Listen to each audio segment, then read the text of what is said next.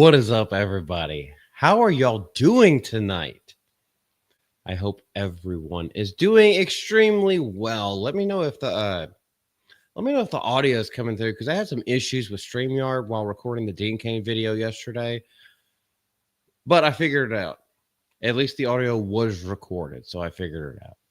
Hope everyone's doing well. Miss Malty has been dealing with some sickness, but she's still here. Look at that beautiful face.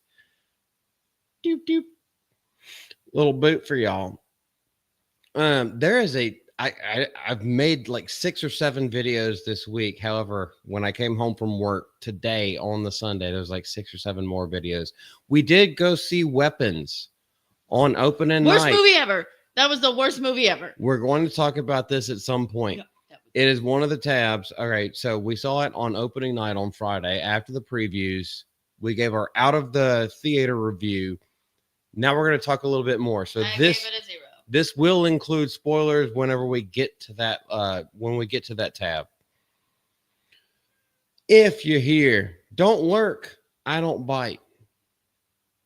Feel free to say hey in the chat. I know that obviously my mods are going to show up. Miss Deborah, I see you. Hey, Mrs. Malty and you. I'm just a you. Who do you mean? I'm taking over the channel. I try to tell you, I was like, as long as you're feeling up to it, like you could be on, like I would like for you to be on the stream, but if you're not feeling up to it, let's go ahead. Where are your sunglasses? Just JK. How do you dab? I don't know. Okay, so I'm too old for that. Do you just do that? Yeah. That. I don't know. I do this now. Pretty much every time I see her at work. Okay, so Miss Deborah saying, I'm with you, Miss Malty. That movie, It was horrible. I swear on my life that was the worst movie ever. And I don't like scary movies, and I gave it a chance. It made no sense. I don't even understand what happened in that movie. Okay, so we will unpack this. Let it be known, like I rated it a 5 out of 10 out of the theater. Yeah, she gave it a 0. I understood a lot more than she did. However, I understand the gripes. I have seen a bunch of people like actually like hyping it up and praising it. I think it's I think they're praising and hyping it for all the wrong reasons. Maybe not all the wrong reasons, but how do I say this without pissing a whole bunch of people off? You can piss anybody off. It was very middling. It is great to don't get me wrong. It is great to see like an original story come out. However, we'll get into that later. It was not. There were so many openings, and then they just like never ended each individual story. They did, but no. It took so long, babe. We're going to talk about. There's going to be a whole spoiler full section of this stream where we talk about that. I don't think it deserves all the praise and hype that it's getting. However, I can respect, real recognize real. That's where I'm coming with it. I love horror movies. What's up, Just JK? I don't know if I said hey to you yet. Hail to you, brother. I love horror movies, which it wasn't to me, just kind of creepy and too long. 100. Okay. Stop the presses. 100%. It was not a horror movie. You know what it reminded me of? And it wasn't extremely comedic. However, the third act kind of was. Oh my gosh. We're just going to have to like completely redo the order of the topic so we could talk about this first. The third act just had way too much comedy. And then what it felt like to me was Pineapple Express. Oh, the whole theater was just laughing. Like, I don't even understand what was funny. Where it's a comedy, yet serious things are happening, yet there are pratfalls and all kinds of other stuff. And then there's like just some gory blood. It reminded me a lot of Pineapple Express. And that was around one of those times, what was that, 2011, when that came out.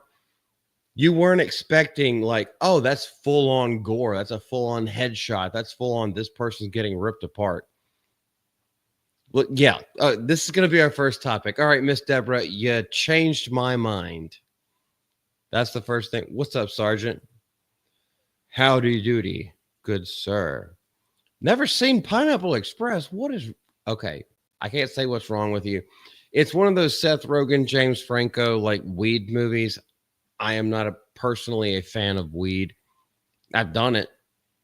Hey, we all lived our lives, brother. But no, it was funny. It was good for the time, but it was one of those things like you're expecting to go into like a Judd Apatow comedy, and then you go into it, you're getting the feel for everything, and then someone gets blasted in the face, and there's blood splatter everywhere. It's like I was not expecting that in this movie. Yeah, but it's funny. Like it's not like Well, okay, gory, what it's but just funny. but the blood in Pineapple Express was not played for jokes.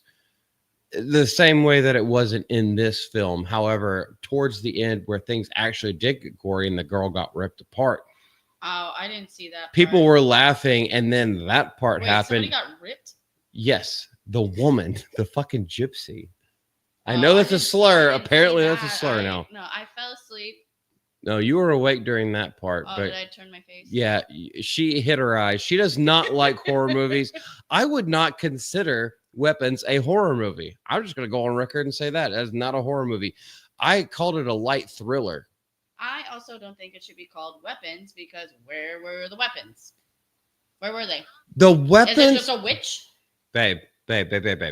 You said this in the Out of Theater review, and I was just trying to keep it spoiler free as possible. But since we're talking spoiler full right now, the weapons is the little like voodoo shit that she was doing to control all the children. She used them as weapons for her own gratification. Those were the weapons. That movie made no sense.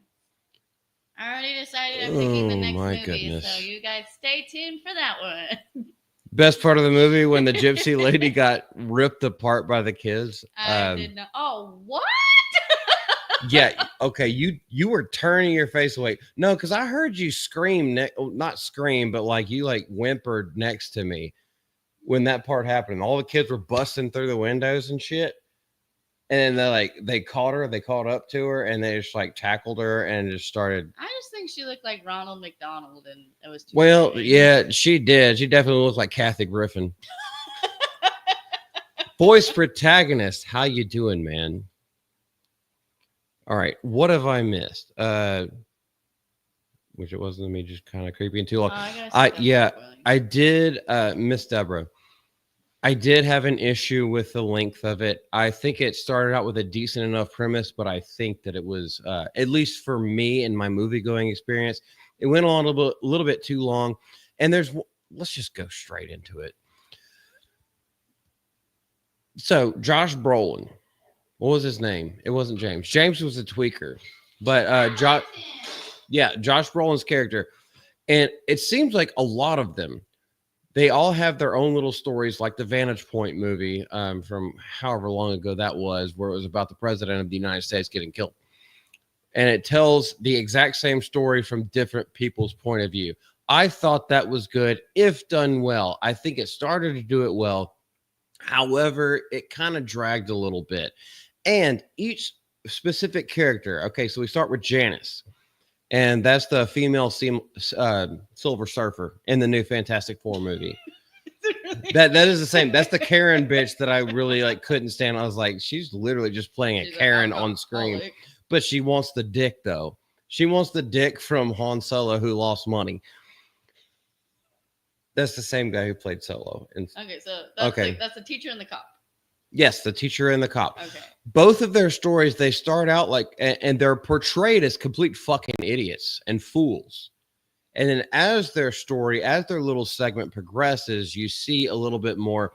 I was like, this could have been like a halfway decent way to start out but all right. I feel like, at least from a moviegoer's experience, if they were going for that, it could have worked well. But if also on the other side of that coin, if they were going for that, then it kind of seemed like they were trying to lead the audience along on a leash and not letting us discover things for ourselves. It was kind of like shoehorned in. Josh Brolin the same way. It's like, yes, we know that his kid, was a victim of one of these things. And he's got it on the ring light, because we have to bring up ring lights. He's got it on there. Like nobody knows what happened to the kids. Oh, wait. How many sponsors were in that fucking movie? I have no clue. We're not talking about that right now. We can bring that up later. It was so many. We're talking about the actual movie. We're not talking about fucking advertisement or product placement because we are not monetized. We're just doing this for fun. But okay, so we know that he's a broken single dad. We get that. Yeah, where's his wife in the entire film? She was sleeping in the bedroom and he was sleeping in his kid's room. Yeah, but where was she in the story? She was nowhere in the story. She was mad at him. She's basically like a Disney father figure because referenced maybe never in the actual film, never a part of the plot. That's what I'm going for right here. And you can't deny that that's not wrong. She was getting really mad at him because he wouldn't sleep in the bed. He was sleeping in the kid's bed because they couldn't find where their son was. Yeah, and that's the whole point of all this. Anyway, when he's first introduced, yes, we know that he's like a contractor. Like he's the head of all things. They're coming to him asking questions while they're building and renovating new houses. And he plays like a fucking dumbass. I think he phoned that complete shit in. If you want me to be completely honest, it seemed like because that role was supposed to go to Pedro Pascal. Gosh, I'm so done with him. Thank God it didn't because Josh Brolin had to get physical later on in the movie. And then we know Pedro Pascal cannot. Pedro Pow. Pow Pow is what happens to his ass cheeks while they're getting clapped. That's the only kind of Pow Pow that Pedro Pascal can portray on screen. Yeah, it just wouldn't have worked for him as an actor, but because he was such a late entry into the cast, I feel like he wasn't really necessarily like on board with everything, all the story that was trying to tell. But you could tell as it goes on, he gets more into it. And Josh Brolin ends up being, in my opinion, besides James the Tweaker, the best part of the film. No, I think the Tweaker was the best.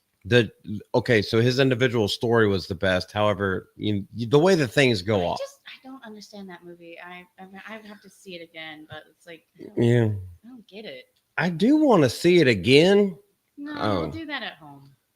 Well, yeah, I'll just sell the high seas. I'll put on my Vindicta hat, maybe get a tattoo. But what was the whole point? It's like why did the kid's parents get possessed in the first place? I don't. See, that's a problem that I asked. It's not a plot hole. It's just, I wouldn't call that a plot hole. It's just something that wasn't answered. Did they find the kids? Yes, they did find the kids. The kids were all safe because the curse was broken when they ripped her apart. So like the whole like gypsy thing, it kind of reminded me of say that word. It's a slur. Gypsy. Fuck YouTube and their like artificial slurs. Anywho, what's the movie? Almost like Thinner, and what's that Sam Raimi movie? You don't want any liquid, right? Is it? It's not called Devil. No, there's a Sam Raimi movie where a gypsy puts a curse on someone. That's what it kind of reminded me of. Not really any motivation to the woman other than like, hey, this is supposedly her nephew, and he gets bullied a little bit, so she's just like, I'll take out your entire classroom. And anybody who's in my way, she takes out his parents. She takes out his parents. She takes out everyone. What'd you ask? She was related to that? Yes, supposedly. Well, the cops went and talked to her. So, like, if she wasn't actually related, they would not have let that slide. And if they did let that slide and that wasn't the case, then this movie this is where plot holes actually happen. But that's not what happened in the film. It was a little bit crazy. Hell, at least it wasn't a Disney remake or another bad Superman. Just saying. Superman was bad. No, it wasn't. Yes, it was. We all love crypto. Anyway, no. Hearts in the chat for crypto. There are no hearts ever. I want to send some. Miss Deborah, speaking directly to you before I mute her forever in Minecraft.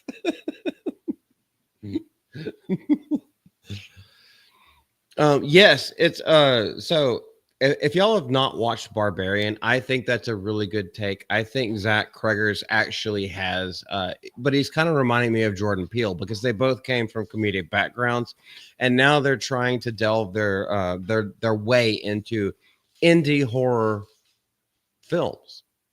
slightly comedic because that's their background, and then but they really have a story to tell with horror. I do love the fact that it is original. Oh my gosh, we're gonna do this on stream too. I do love the fact that it was an original concept. They paid a lot of homage to older classic horror movies, so you know he knows his stuff. I just feel like it wasn't all extremely. It wasn't very well tied together. It wasn't very closely knit. There were a lot of good. There were a lot of good concepts and thoughts that were put on the screen. It was shot pretty well. However, I think it relied a little bit too much on having one person center frame without things happening in the background. Because I kept looking for it. The few times where the camera was over the shoulder this way rather than behind them, that's when things would happen. But most of the time, it was out of focus, and they didn't do it. They didn't do it enough to actually garner my interest in what was going on in the background. Because if you watch the movie, you find out there's not much going on in the background. It's just something. It's a story that is rehashed about 5 or 6 times from different point of views. So you don't really need to know that much. However, James, the tweaker, best part. Best story, best character arc, everything. That was the best part of the movie for me.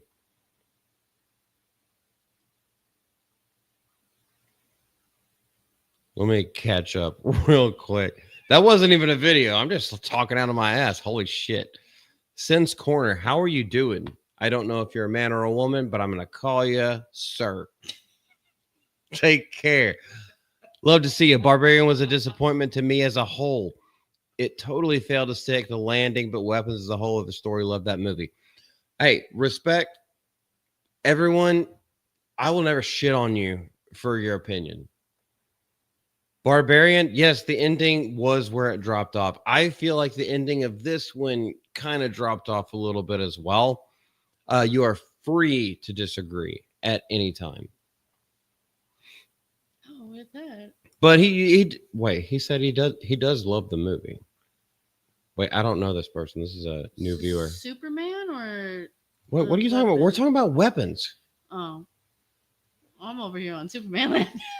So here's what I feel I don't this entire live stream is not just going to be like a spoiler full review. We've got a lot of stuff that we have to go through.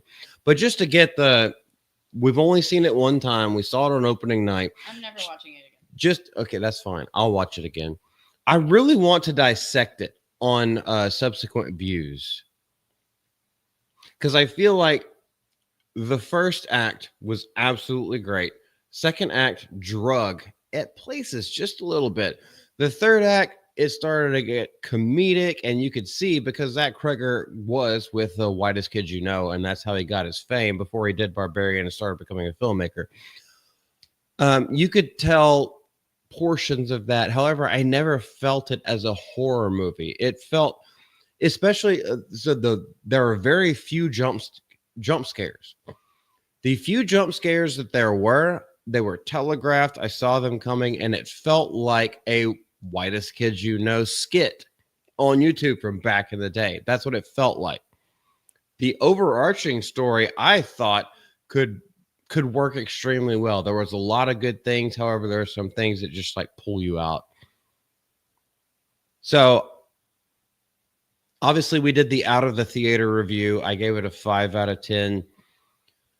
The more, since I've been able to sleep on it and like gone to work and thought about it a little bit more, I will actually put that up to a 6 out of 10. Now, y'all know that my rating scale for judging movies and rating those is different from everyone else's. A lot of people are just like, oh, I enjoyed that. 7, 8 out of 10. That's not for me. I look at more technical things. But, some things will bring it up. Some things will bring it down. Everything starts at a 5. We see where it goes from there. But out of the theater, I rated it a 5. But now that I've thought about it a little bit more, I am willing to go up to 6. Really? Yes. I don't. And I want to see it again. Well, here's a big thing. I want to see it again. I don't. I want to understand more. If I never have to see that movie ever again, it wouldn't break my heart. Yes, he'll just watch Attack of the Clones for the 50th time and rub one out to Aiden Christensen. I love Attack of the Clones. That's the best Star Wars movie ever. Yeah, it's completely not, but it's still great. It is. It's better than Disney. It is the best one. I tell everybody that, and they're like, "Are you good?" It's like Revenge of the Sith isn't your favorite? No, Attack of the Clones. Sin's Corner. Hey, babe, can you text me this person? Okay. Sin's Corner. Sorry, another fellow YouTuber directed me to your video. Haha, I'm another content creator as well, posting film reviews. Hey, man, go for it. I don't know how new you are into this sphere, but absolutely go for it. Be authentic. Do whatever, say whatever you feel. Whether people hate you or whether people love you, if people are watching, I'll watch you. Yeah, you just gotta be authentic with everything that you do. Be a real, human, genuine individual. Wow. And don't care what other people say. Like, no matter what, if people watch your channel, you have one that hits the YouTube algorithm and it absolutely blows up for some reason. You're just like, I'm used to getting 20 views per video, and then one hits like 1.5K out of nowhere. You will have naysayers that come in on you and they just try to nitpick you apart. What I do, I respond to them. I give them the stamped like, and I respond to them as like, hey, thanks for watching, man. It's apparent that you didn't watch all the way through, but like, hey, I appreciate your view and I appreciate your interaction. Don't let it get to you. I don't know if you're new to YouTube or content creating at all, but don't be discouraged by this kind of things. When you have opinions on the internet, you're going to have people that like are, hell yeah, like, let's start a picket line. Hell yeah, bro. And then you're going to have people who are just like, shut him down because I disagreed with what this person said. So yeah, just stick with it. That would be my advice. I started. You're supposed to have a different background. Negative. I'm trying to give this man or woman, I don't know who it is, but I'm trying to give this person some actual advice. And I started with so we created a channel. We're gonna go back here. Golly, I'm gonna have to cut this. I'm gonna have to cut this live stream short. We've been going for a long time already. We got a lot of stuff to cover. So I was part of a group. It's called the GCA. I'll just go ahead and talk about it. We started this. I'm a co-founder of it. It was 8 different people. That was the core group. We started basically what I do now, but with a whole bunch of more people like all together. They're doing great. I mean, the vision is alive, and I love that. I chose myself to go away from it. And I was like, I kind of want to do my own thing because the scheduling was just so rigorous. And I put that on myself. I was taking the brunt of things, and it got to the point where I was exhausted. And I was like, I love doing this. However, I feel like I never have time off. So let me take some time off. Maybe I should just go do my own thing. I was only seeing you like once a week for like 2 hours. Yeah. This was also at this well, no, I always said we're like a short long distance relationship. Yeah, we did it for I started it with for over a year, and it was right before the year mark where they celebrated 1 year of live streams, where I was just like, all right, we got to part ways. No vitriol towards anyone, nothing like that. It was something where like we all went amicably. But the thing about all of this was you got to take time for yourself, and you have to look back and look inside yourself every day. Don't run yourself too dry. Don't do anything like that. If you want to talk about it, fucking say something. And if you're doing it for yourself, then you don't have to worry about, maybe I say some wild shit. If you know anything about me, I say slurs and crazy stuff all the time because it makes me laugh. I was like, I don't have to worry about that falling on anyone else's shoulders if I'm doing it by myself. And then I could take time and, vacations, spend more time with my woman. I can do all that way. But just make sure your heart's in it. And that's a very roundabout way of giving you some advice. But like, golly. Usually if someone comes on my videos just to be an ass, I thank them for their engagement and helping the algorithm. I'm a woman. You're a woman. Okay, I am sorry. I will apologize. Sin, you have my apologies. Someone comes on my videos just to be an ass, I thank them for engagement and helping the algorithm. Yeah, that's kind of what I do. I'm a smart ass. I'm a smart aleck. I'm just like, oh, you engaged. That means I hit the algorithm a little bit higher this time. Appreciate it. They don't know it. They don't think that far. A lot of them are just trolls. And some people, actually, quite a few of them, they're, what would you call it?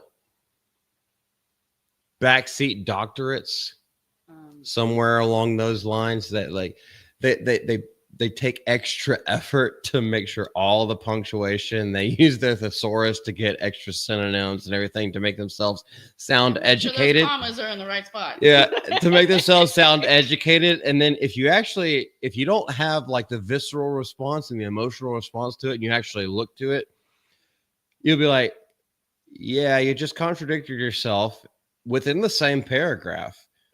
And then you ended everything with an attack, with a personal attack on me. So yeah, that's all I do. Oh, hey, appreciate it. You didn't listen to any context because I try to explain everything that I say. But anyway, thanks for the engagement. A like or a dislike, YouTube doesn't care as long as people are watching. So yeah, don't take that to heart. That's why we love you. You love me because I can't. Well, I can say that. Just shake. Hey, this is Bama. We might be related. Even though I'm not from there. I don't know. Yeah, the inbred families spread wide. Red-nosed reindeer right now. Well, you've been sick. Yeah. No need to apologize at all. Well, fuck you. I'm going to apologize anyway. He's also really mean all the time, but that means he likes you. If he doesn't speak to you, that means he doesn't like you. But if he calls you any slur, that means he loves you. Pretty much. If I use the hard R, your family. He loves you. Are you going to take a bite? What did you make? I did the spicy. I did exactly what you said. Okay. The 2X spicy one. What do you want? I have to eat while we're on stream. Yeah. But let's get to an article first. We haven't even been in an article yet. No, we have not. It's already been 30 minutes. I know. This is how things go when you start hanging out with people. Babe, it's a thing. Now everything's out of order. Anywho, since we gave a little bit of spoiler talk about Weapons. Worst movie of all time. We're now going to go into the box office because Sunday box office, both domestically and internationally, have come out. Now, they're not going to include the Sunday numbers, obviously, because they haven't been debuted yet. But the Thursday, Friday, Saturday numbers are in. And Weapons, with a $38 million budget, has a $42.5 million debut. We contributed to that? That's just, yes. We did contribute to that. Freaker Friday starts strong with a $29 million opening. Now, I don't know. Maybe the article says it, but I don't know the Freakier Friday budget for that. I know that it was not advertised and promoted very well. So I can safely assume that, you know, they spent pennies on this. They weren't expecting it to do well. Didn't even want to be in that movie. Who said what? Lindsay Lohan didn't even want to be in Freakier Friday. No, she did. That's why. Okay, I made a video earlier this week where Lindsay Lohan is trying to like give me a chance because I don't want to be pigeonholed. And it's like you haven't. You have a plethora of things and different kind of roles and character types that you've been in. It's just you've been gone for so long. Maybe you did all those things whenever you were like high as fuck on drugs and getting fucked by every other actor and spick in Hollywood. She should go back to that. Well. Have you seen her? Weapons, a twisty horror film about a group of missing children, and Freakier Friday, a body swap comedy, delivered a potent 1-2 punch at the box office this weekend. Weapons, nobody can keep that out of their mouths. Everyone is talking about it. Some mostly good, actually, at least in the spheres that I kind of run around the most. Mostly good stuff. lifting ticket sales as summer movies season draws to a close. And I think a whole lot of the reason why Weapons is being talked about so much is because Zach Kreger, and we will get to this later, is also slated to release a movie next year with Resident Evil. And so he's definitely going down the horror path. We will talk about that whenever it comes up. But the film's captured 2 top spots on the charts, knocking Fantastic Four another 70% off of the final take. Fantastic Four is dead. It was dead on week 2. This is weekend number 3. It is 100% dead. I don't think it'll hit over 450 million. But Weapons debuted to $42.5 million. And this is for a 2-hour long indie horror / comedy / thriller / we don't know what the fuck it is movie. But because Barbarian made this little because it made these waves that okay, we can have original stories. Are they the best? No, but are they interesting? Are they pretty decently shot? Or is the acting good? Is it not phoned in? Does it actually feel like a lived in environment where the conversation between the characters feels like, hey, this is like a conversation I had around the water cooler, or a conversation I had with a neighbor that was pissed off at me because some wacky shit was happening around the house. That's what Zach Kreger is actually good at. And that's why it has the word of mouth and the buzz that it does, in my own estimation.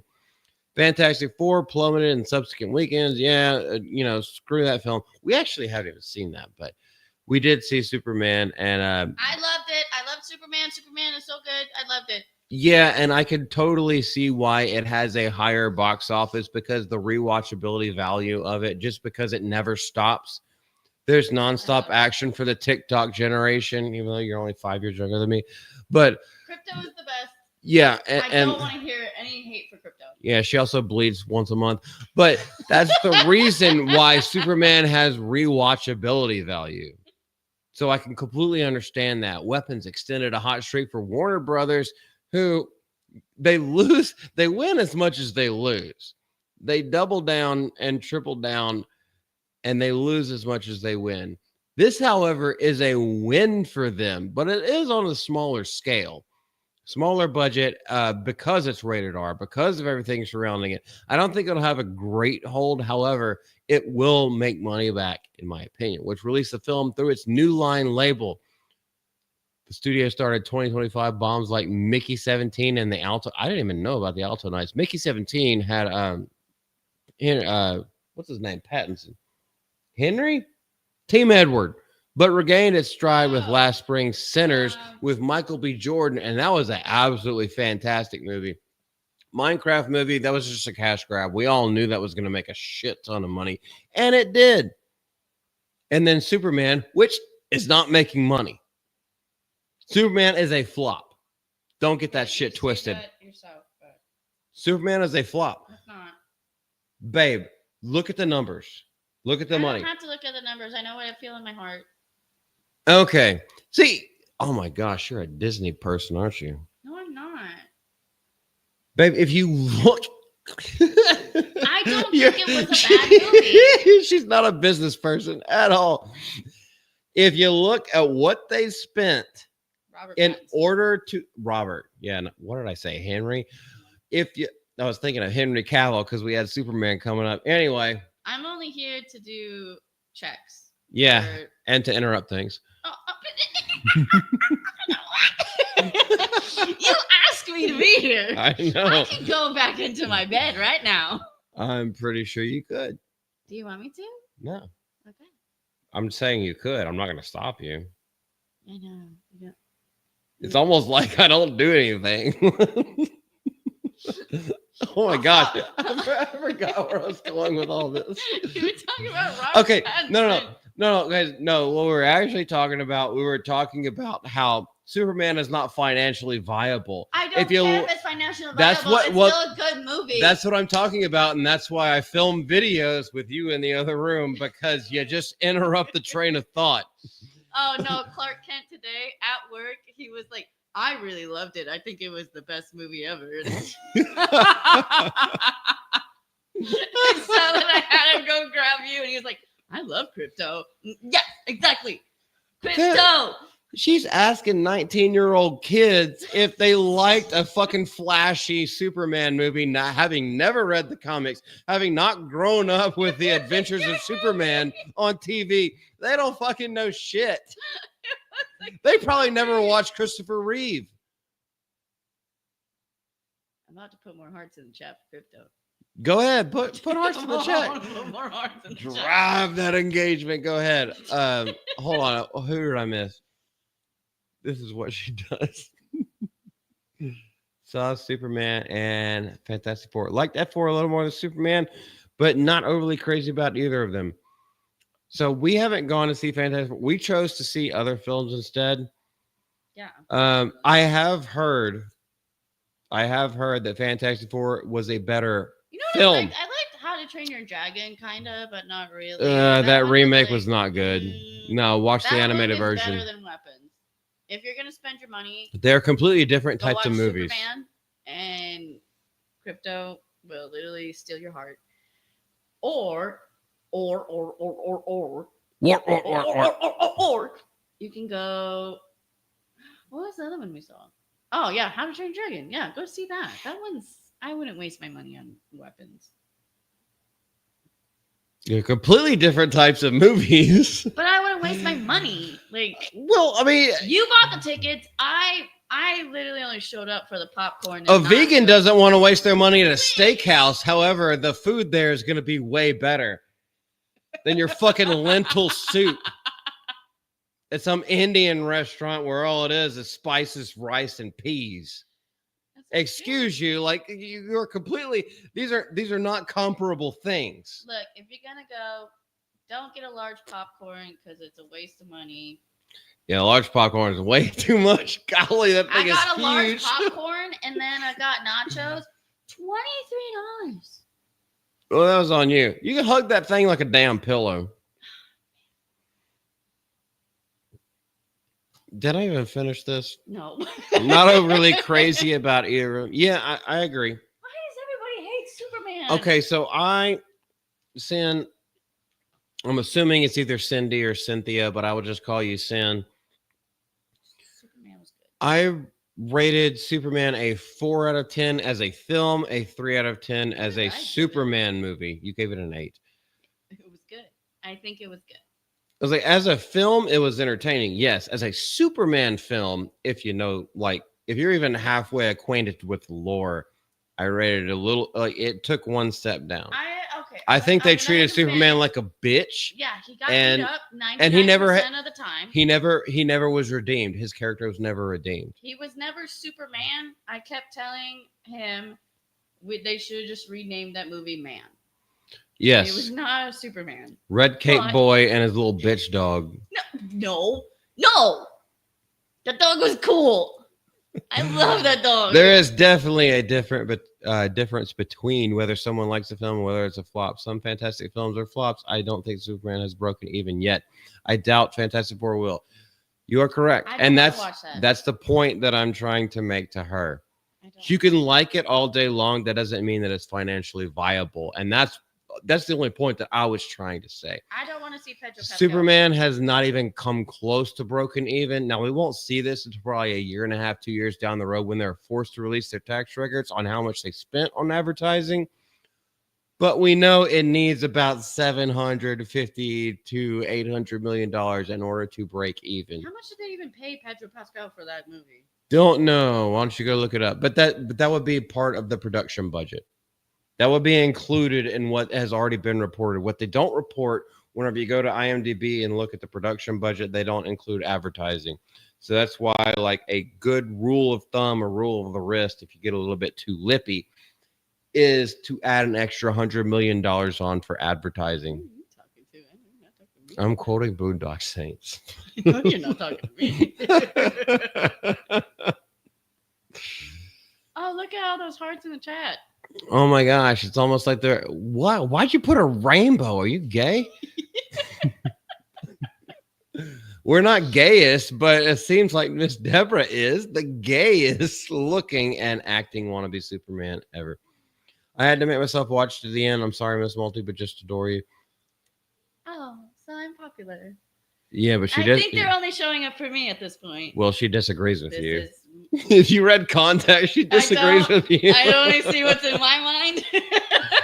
Pretty much. You see what's in your mind from the back of your eyelids. Someone put your ass to sleep.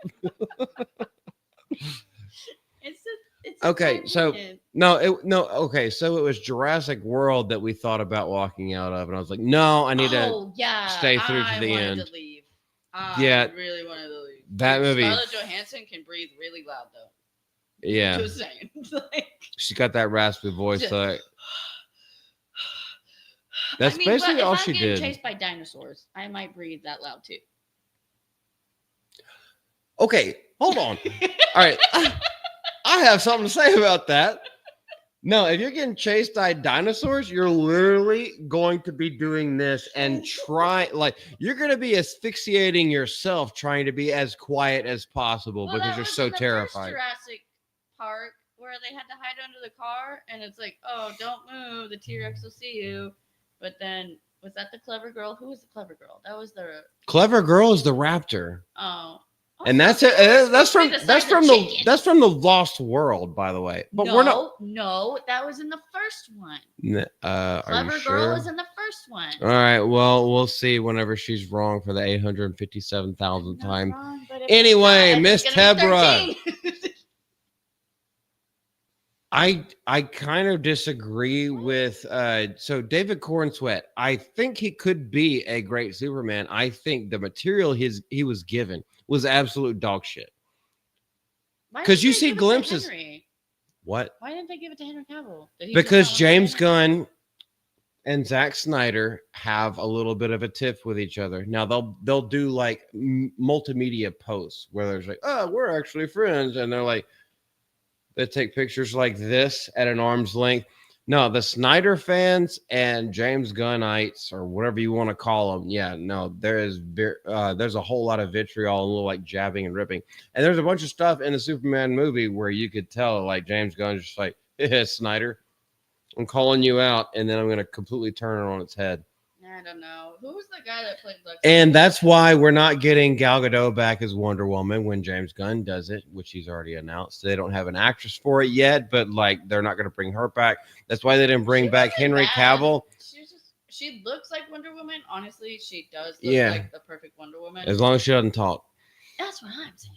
Yeah, just show your booty and beat shit up. Just show your face and just be there. Anyway, I watched that second one. That one was bad.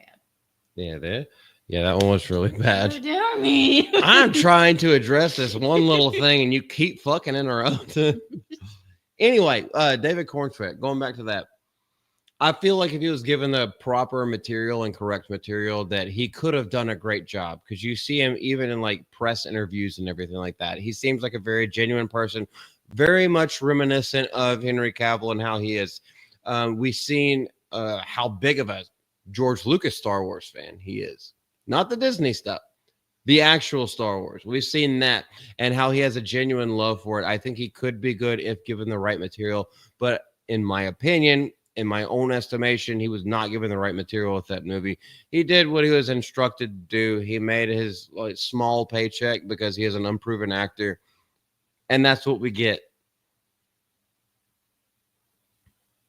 And that's my 2 cents. Yeah, I love Dare. You were okay. I only watched Superman because I had to. Well, someone's got a bridle in their mouth. I don't know what's going on with you, girl. Well, so we actually went to Superman because I was interested. With all the videos that I've done, all the PR stuff, all of the advertisements that have come out, and the circles that I run in, everyone had been talking about it. I was like, we should go judge for ourselves. I liked it. Yeah, and I thought it was extremely middling, on the lower side of middling. Here's the part I didn't like the end. Okay, I'll give it that. But Superman, it was James Wick, pretty much. It was James Wick. John. Superman. Oh, is it John? John Wick. I don't know movies. I don't know anything. Well, I called him. What did I call him? Hayden Pattinson. I was like, I know his last name is Pattinson, but like Team Edward, whatever. We are Team Edward. Yeah, well, for many reasons. Dang, you were harsher on it than I was. So my scale of rating films is different than a lot of people. If you ever watch yourmoviesucks.org and you ever listen to how he rates films, everything starts at a 5. And then you pay attention to the score, you pay attention to the plot, you pay attention to acting, you pay attention to lighting. Score is the music. Oh. That's what sets the tone and the mood, and like you pay attention to all these kind of things. Yeah. What is better? What is better than normal takes it up a little bit. What is worse than normal takes it down a little bit. That's kind of the rating system I use. So it may seem harsh, but I also don't use decimals. It's either 1, 2, 3, 4, 5, 6, 7, 8, 9, 10. Attack of the Clones is a 4. That's just probably a 3. Are you serious? I'm not gonna fall victim to that. But anyway, what's Revenge? And the suit was off. Yes, the suit was. I did not like it. It looked like felt. I felt like I was watching an episode of VeggieTales. Why do you guys hate this movie? It was bad. I didn't say I hate it, babe. I didn't say I hate it just because. Yeah, just because you're all giggly like you just got Baskin Robbins over there, like over the movie. I was like, that doesn't mean that everyone has to agree with you. Superman is not broken even. Yes, it's not going to break even. I think it will. No, it won't. It is financially impossible. It's not going to, unless Disney. Well, it's not even Disney. It's DC. They're gonna have to dump a fuck ton of money from BlackRock in order to make that look even on the books whenever they have to release the text. I don't know. DC is like so low down. The only thing that they have is Batman. So I guess there's going to be another Batman coming up pretty soon because they're going to have to make their money. Or what was the other one? Okay, wait. You could tell she doesn't pay attention to my channel and everything that I pay attention to. I really don't. You could tell there's going to be another Batman. I was like, well, the Batman 2 with Christopher Reeve and Robert Pattinson is coming out. Yeah, supposedly. But are they going to make a new Green Lantern because they introduced Green Lantern? They're not Superman. Not anytime soon. Well, they should. Well, actually, I don't like that guy. He was really creepy looking. You're talking about Guy Gardner and Nathan Fillion's portrayal of Guy Gardner. Guy Gardner. Anyway, that's exactly what that version of Green Lantern looks like in the comments. That's a bowl cut? Yes. Did his mom cut his hair? Pull up your Google right now and look up Guy Gardner in the comics. He has a stupid ass bowl cut. He looks dumb as shit. That was actually comic book accurate. I enjoyed that. He was one of my favorite parts of the movie. You know what? I'm starting to think Siri and Grandma are hanging out together. Yeah, Siri hates her because she's always wrong. Anyway, Red Cape Boy and his little bitch. I've been right. Hold on, I'm so far behind on comments. Hold on. Let me catch up a little bit. You keep taking everything off the rails. I was not crazy about Jurassic World either. No excuse for it to have been a subpart. I agree that they have a simple ass formula. Throw dinosaurs on screen, make them eat people. Done deal. Now they're making Lost World look like a piece of art. Even with the gymnastics. That's not what he looks like. He has red hair. Babe. That's red. That's an HBO Max. I said go to the comics. It says DC Comics. It says HBO Max. Clever Girl is indeed in the first one. You are correct. That's 13. That's 13. Yes, so you're going to die tonight because unlucky 13. Thank God. I've been waiting 7 months for this. Nicholas Holt. Okay, so you're talking about... Yeah, they're all redheads. Where are you, man? Just JK. Catch me up. Oh, well, that's the one from the movie. We didn't talk about Lex Luthor. Oh, I hate him. What the? I hate Lex Luthor. I just hate him. First of all, why are you that means that he's a great character because he's supposed to be the villain. So if you hate him, you start crying. Okay. Because everybody hated him online. And then you start crying. We talked about that. Yeah, he's a little bitch at the end. I did not like him. Yeah. Yeah. A1, We talked about all A1, A1, A1, B5. You need some steak sauce that had been set up previously, but interestingly, he kept stuff that involved his wife. I'm not impressed with his work on Superman. I agree with you. I was not impressed at all. Not at all. And every little thing. So there's I know most people are not going to watch this stream, and that's totally fine. Or like the rewatch later.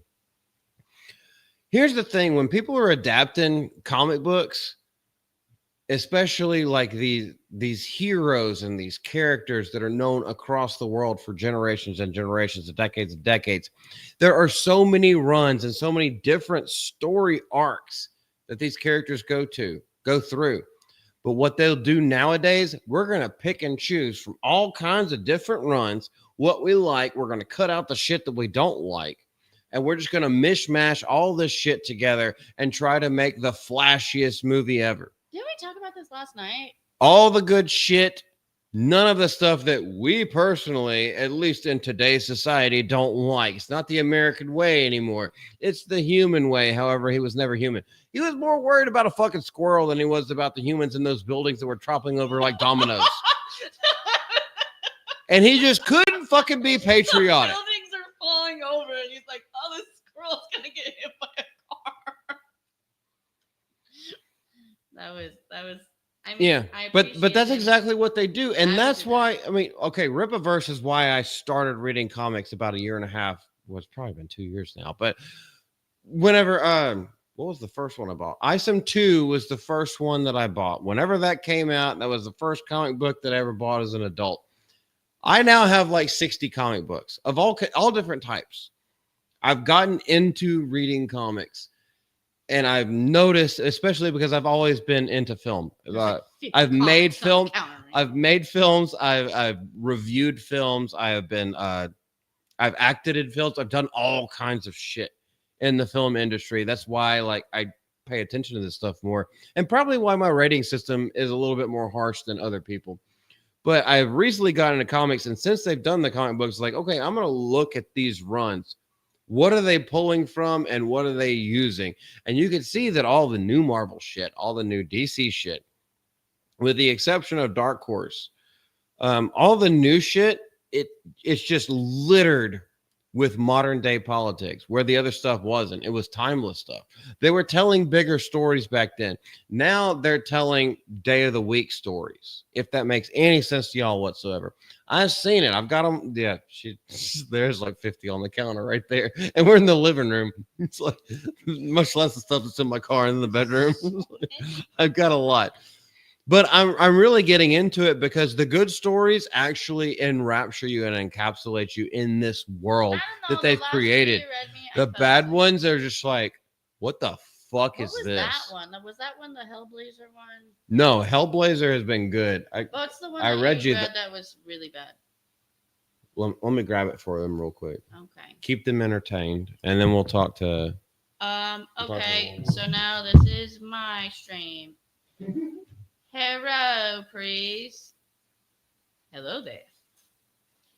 I don't know. Do you guys want to hear about my day? No. Not good. It wasn't good. I have a dog. He's cool. I don't know. I don't have anything fun.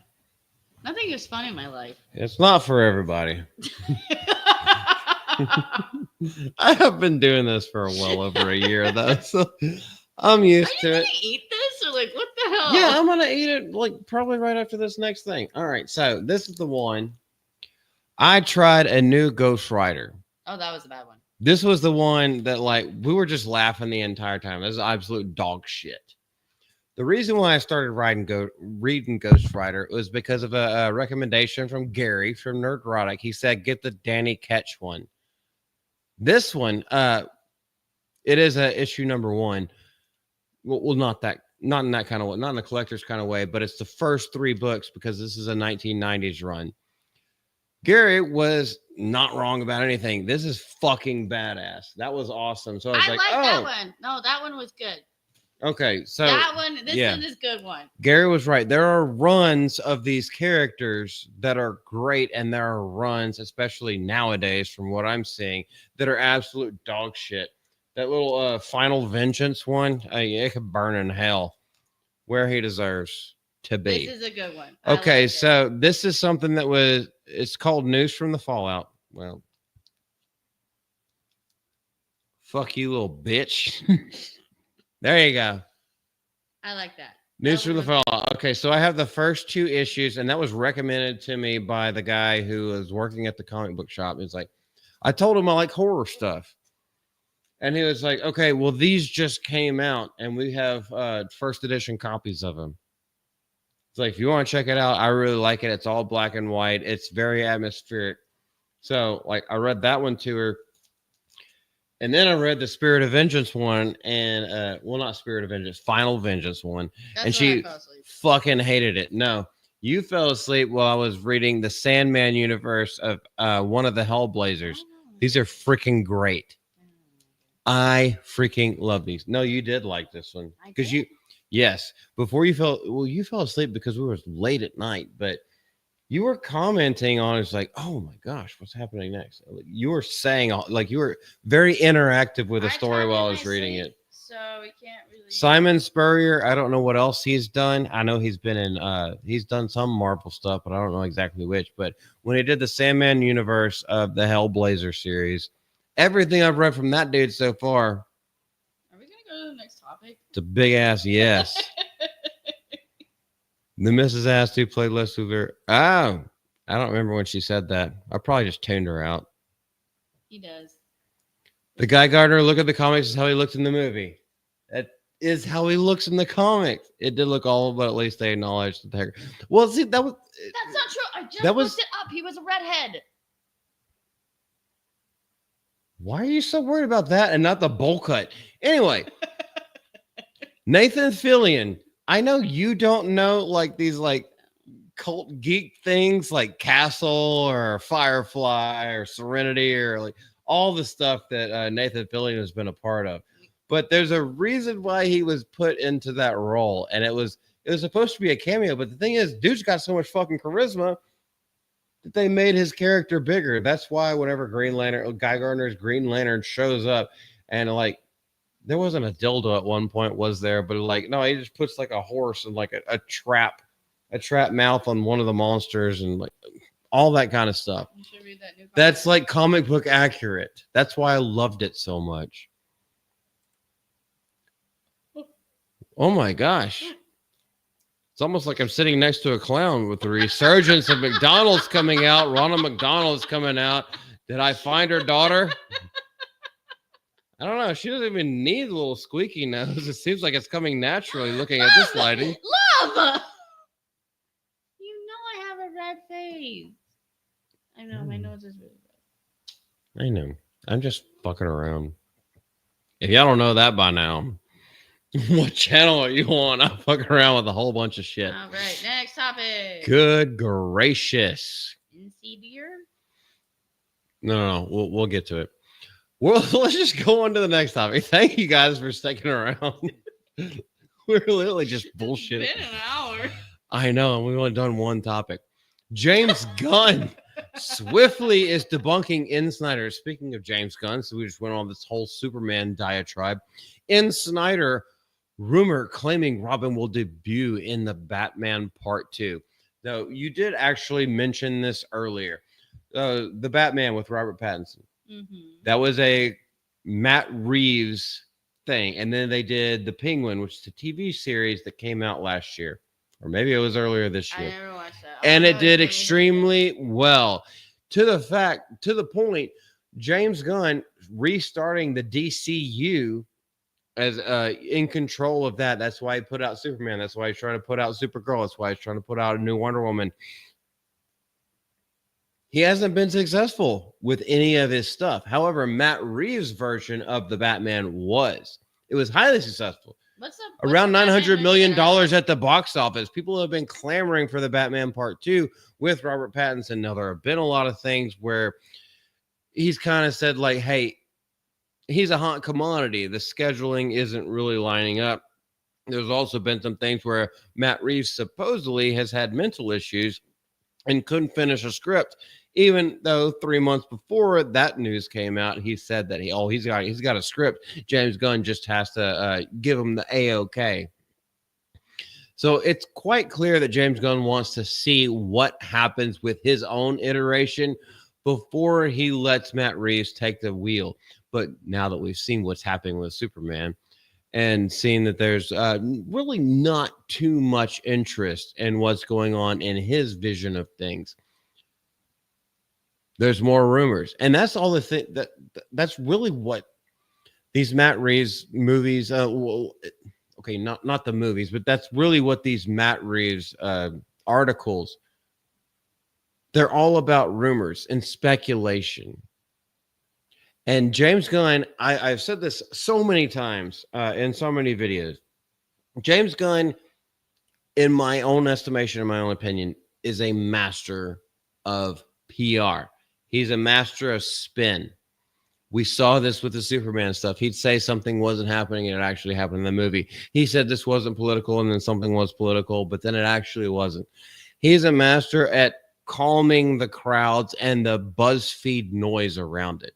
So do I truly believe him whenever he says that Robin will debut in the Batman Part 2? No, that's not going to happen.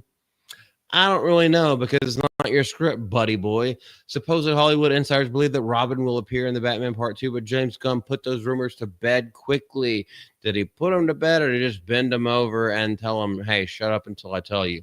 On August 8th, which was 2 days ago, Jeff Snyder, who is a leaker that, he's been right quite a few times, ignited a firestorm among DC fans by claiming in his newsletter that he's got some insider sources that are very reputable.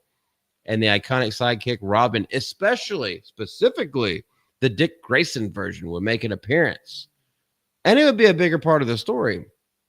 At least that's what the leaks are saying. Snyder described the script, co-written by Reeves and Mattson Tomlin, as a big swing that introduces the Boy Wonder with Robert Pattinson's gritty Batverse. However, DC Studios co-CEO James Gunn, well, how long is he going to keep that position if his movies keep failing, was quick to extinguish the flames, labeling the rumor nonsense and urging fans to dismiss unverified reports. There are a lot of things that James Gunn has dismissed as nonsense, and then it's still there. Biggest one that I can think of, just off the top of my head, he never needs to do reshoots. I just knocked the fucking earphones out of my head. He is on record, multiple interviews saying like, oh no, whenever I direct a film, I have everything planned out. I never do reshoots. How many reshoots did Superman have? That hurt. I'm sorry, baby. All I did was tapping. That was not tap. Well, you don't know what a smack is then. Jeff Snyder, a well-known scooper with a track record of both hits and misses in Hollywood reporting, because that's all scoopers are. They're literally just, they're rumors from people who are listening in on conversation, what's being passed down the line in whatever branch of the department that they're working in. So, like, yes, we don't expect 100% rate. Not even Rush Limbaugh was 100% accurate. Not even Alex Jones, even though the frogs did get turned gay. The frogs are gay. The frogs are gay now. They're so gay. I'm angry. According to Snyder, though, a well-placed source informed him that Robin would feature prominently in the story, marking a significant expansion of Reeves' grounded, noir-inspired take on The Dark Knight. I hope that's Chloe. Woman. No, what's her name? Chloe Kravitz. That's Lenny Kravitz's daughter. So she's black. Well, she's the version of Catwoman, but she's she's a little bitch. No. I coughed the right way. He emphasized that this wasn't a setup for multiple Robins, but a focused introduction of Dick Grayson. Now, if they actually have Dick Grayson in this thing, even if it is just a cameo, I would be on board with that. Is Dick Grayson Robin? He is one of the runs of. There are many Robins. First of all, there are many Robins. There are many Batmans.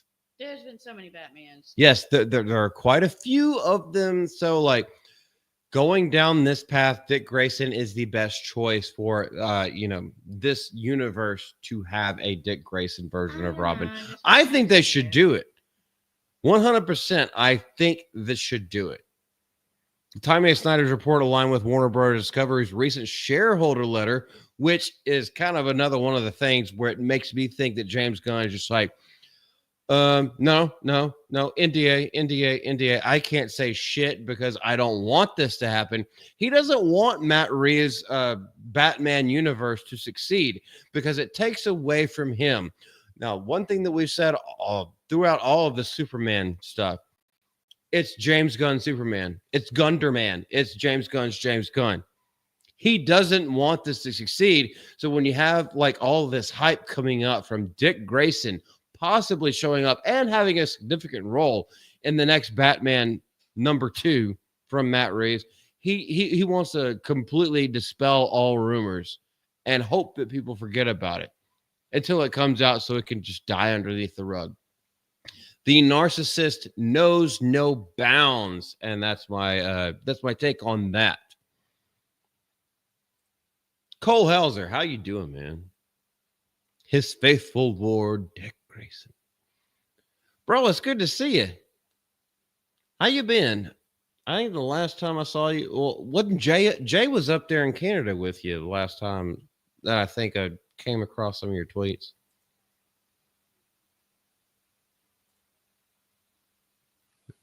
Norepinephrine.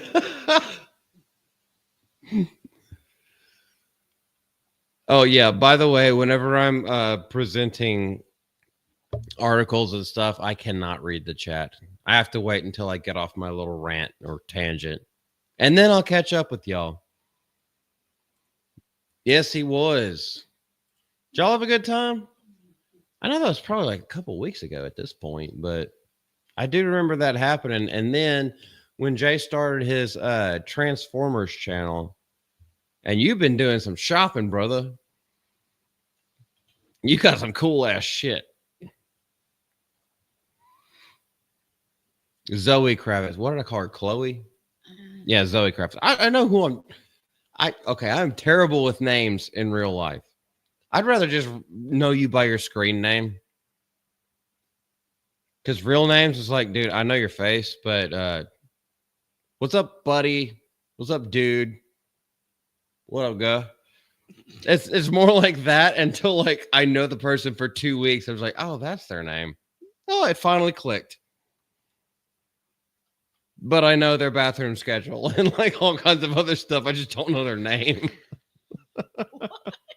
I'm very observant. I people watch. That's why people think I'm plotting their murder all the time. Do you know my bathroom schedule? I do know your bathroom schedule. I'm not going to say it on a fucking live stream. And you know mine. Yours is. Anyway. Yes, Cole Hauser in the house. Okay, so this dude, I know you don't know. I've actually never met him. Hopefully one day, brother. Hopefully one day. So he's a Canadian. I think he's like 6'4" or 6'5". I love a tall man. Big old beefy security guard body, like black dude. Super cool. Cool as shit. Praise a Ra. That's actually in his name. And that's G.I. Joe, a real American hero. That's also Geeks and Gamers, all that kind of stuff. Anyway, well met. This is Miss Malty. She doesn't watch any of the streams that I do. So whenever I start talking about people that I've met, she's like, I have no idea who you're talking about. I never watched that stream. It was like, I have a second phone. All I do is I put it on mute and then I just play his videos. That's all I do. I mean, I can hear you from the room. And why would I need to listen to it again? For the likes. I like it. I just put it on and I put it on mute and then that's it. Got other stuff to do. That was Ryan's doing. Was that a G&G Daily or was that a Sunday just RK Outpost stream? Because I was there for it, but I just can't remember which stream it was. That was back when I was actually able to be there live all the time. My work schedule does not allow for it anymore. I always do rewatches, and occasionally I'll be able to show up for like an hour. Come to bed at like 1 or 2 o'clock in the morning. But babe, they stream on our time at 10 a.m. I'm always at work, and on off days I sleep in. But I always catch the rewatch. No, you don't. I'm not awake at 10 a.m. And when I am, I go and say hey to them. That's very rare. Anyway, yes, a G&G Daily. There's a comment for me. That's from Cole Hauser. All right, so wrong. It's MRS. What am I right now? Where's the ring? Hell, okay, so Cole Hauser. I don't know if you like being called Cole. What is your favorite Transformer? I know Jay's a Starscream. I have never been that into it. I watched it casually as a child, and then obviously around teenage years when the movies were coming out. I watched it then. And apparently they're incredibly different. What I do remember watching more as a child was Beast Wars rather than Transformers. So Jetfire. I will look it up. Oh, no, I'm your fact checker. Well, I don't know who Jetfire is. Like, no, I will look up the comics. That's what I'm saying. Like, I'll start reading the comics. I'm on a huge comic binge right now, just getting all kinds of stuff. Is he evil? He's probably a Decepticon, but who knows? Don't know. I'll find out. Because he's black in some of them, and then he's white. Well, he may have pulled like a Tommy Oliver, Green Ranger and White Ranger. Who knows? I don't know. Let's find out the story. Miss Deborah, I told Jay, hey, I love your Welcome to the Rebellion. So funny, but I never watched it. I slept until noon. He laughed. That's Jay. Jay is the best of us, isn't he? Oh, let me mute myself. By the way, so on G&G Daily, like 2 days ago, Jay said, like, oh, if you meet me in real life, like, it's a disappointment. Miss Deborah, and I'm sure Cole as well. Y'all know that ain't true. What you see is what you get. That's what you expect. Now, I've met him like quite a few times at this point, but the last time I met him, he was not even supposed to show up. It was just supposed to be me and a couple of folks from the chat. We were just going to hang out at this bar. Risk It for a Biscuit, Lex Ludendi. We had John Ambler was there and General Duality. And then Miss Deborah showed up. I didn't even know. Y'all just all like piled in the door. And we're all just like introducing each other. And then Jay comes up and he just like grabs me on the shoulder. He's like, what's up, man? And then just walks past me. And I'm just like, Jay's here. Oh, like, okay, cool. But he's just so cool, calm, and collected. And then he comes over to my little basket of loaded French fries. There were duck fat French fries with all kinds of stuff on it. And he just goes like, hey, can I? And I was like, dude, you don't have to ask. Like, this is way too much for us. And he eats some and then like, hey, you guys want to go outside? And we just took out the entire patio. And more people kept joining. And it's like, we're just hanging out and talking. That was all I would ever expect from Jay. I don't expect him to be like outgoing. Well, he'll do shit, but like he's not like the life of the party. He's just there enjoying life. And if anybody got like the wrong idea about him, it's like, no, what you see on the streams is what you get. And that's totally okay in my book. I was not at MegaCon. I went to Dallas Fan Expo. I went to both Rippaverse and G&G meetups last year. I did not make it to Vegas. And then I just went to Dallas again. Dallas Fan Expo. And then this year we've been to 2 meetups for Rippa. And Bell County was not good. Yes, it was. No, it wasn't. I enjoyed it. But we went to Dallas to go hang out with Rippa and Nerdrotic, and Steph was there.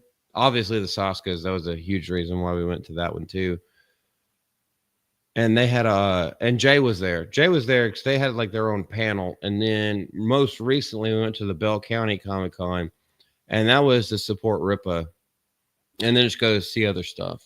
Yeah, but so we showed up for him again. Didn't have a lot of stuff there. It was so confusing. I mean, I've been there before, but you couldn't we were kept walking around the same spot over and over again.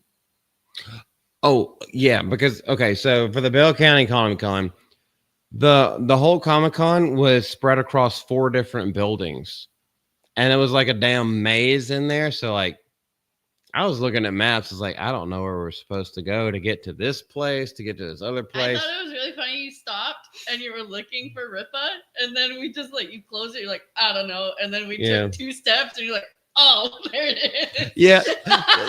Wasn't that poetic? wasn't that poetic justice? Okay, so we got into the con, fuck tons of people there. I'm saying like easily 20,000 people there. We walk in. I'm just like, all right, we got to get through. We get inside. And I was like, all right, obviously he's not going to be at the front because this is just like the spillway. So you're going to have some bright lights and some shiny things. Probably people trying to sell you either swords or like little bracelets or something. I was like, we're going to have to find where they section off the comic book people. And so I'm just walking around and I was like, okay, I'm keeping eyes. Nothing is labeled. Like at least at Fan Expo, each aisle, if you look up, there's a banner up top, like way on the top of the ceiling. Like absolutely no way. You know what aisle you're on, what lane you're in. This one didn't have that at all. It was literally just a maze, which I enjoy. I enjoy that kind of shit. But we got to a point, and then the audience started to taper off a little bit, and I was like, okay, there's an extra spot over here. Here, let's get out of people's way. And I'm going to look and see if Ripa posted what booth number he's at. I'll just look at the map. And then I pull up the map, and I look up, and literally right there, we had just crossed the corner, and Ripper was right there. If we would have taken 2 more steps, we would. Yeah, if I had looked left instead of right, if I had not gone to the right and just stopped, if I had just walked around that corner and turned left, I was like, this is Ripper booth. And it's giant, too. Like, dude got the red carpet treatment, even though they fucking postponed his panel, which is pissing me off. Oh, yeah, we never get to see it because they couldn't figure out how to work a computer. They couldn't figure out how to restart a damn computer. The audio quite clearly worked, and I was like, I'm pretty sure... The audio was working perfectly to tell us to get out. Yeah, the last panel that like Gary and Jay and Ripa were on, we saw them in Dallas.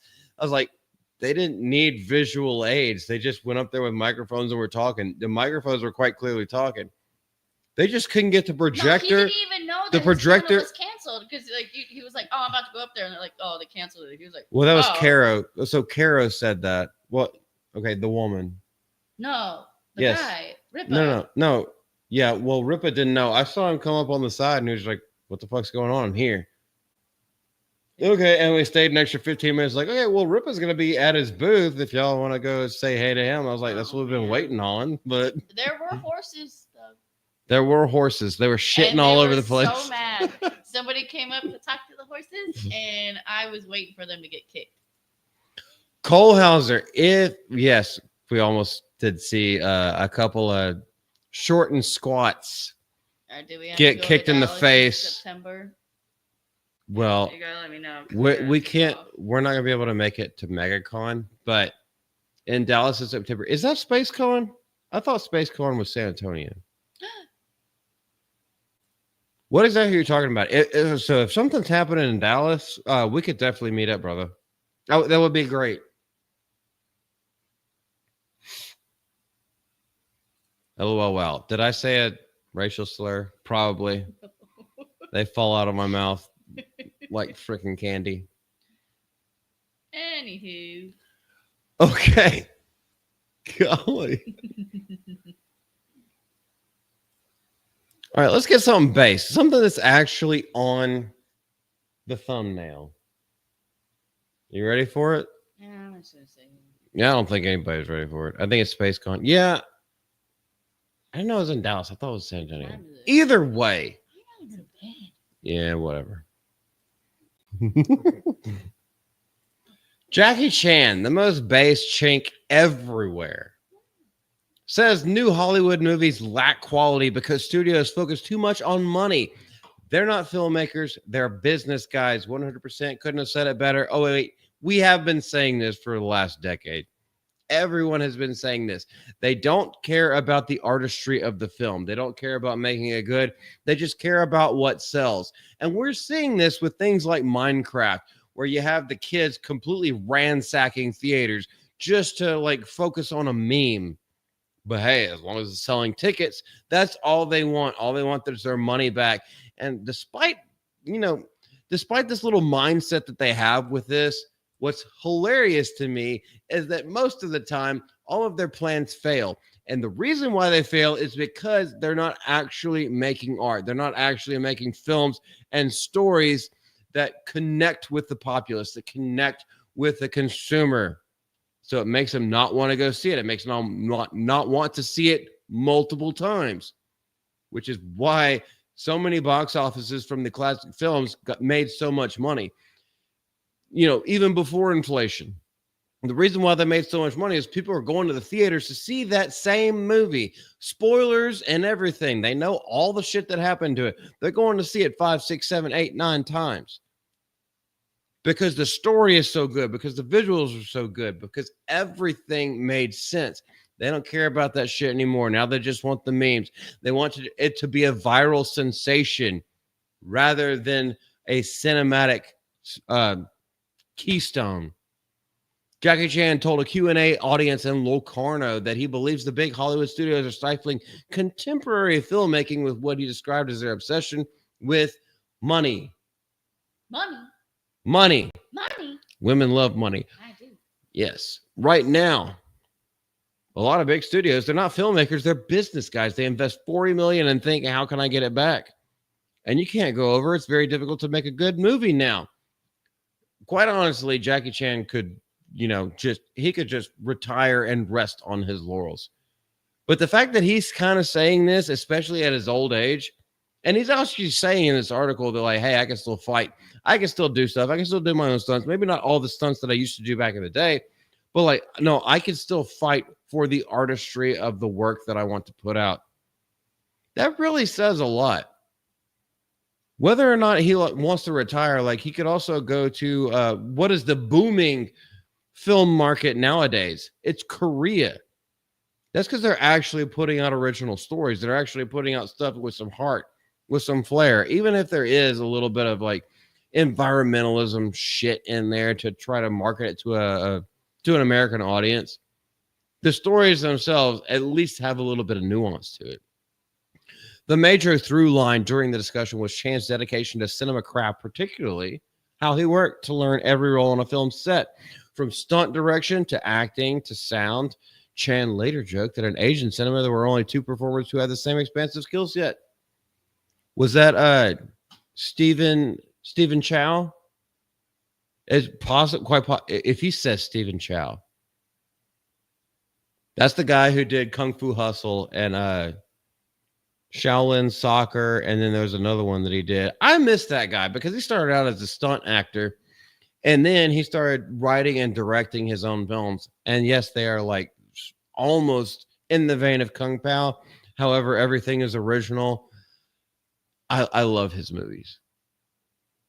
I just went on a whole digression myself. Chan later joked, anyway, in all of Asia, only 2 directors can do everything: the writing, directing, acting, stunt coordinating, stunt fighting, and editing.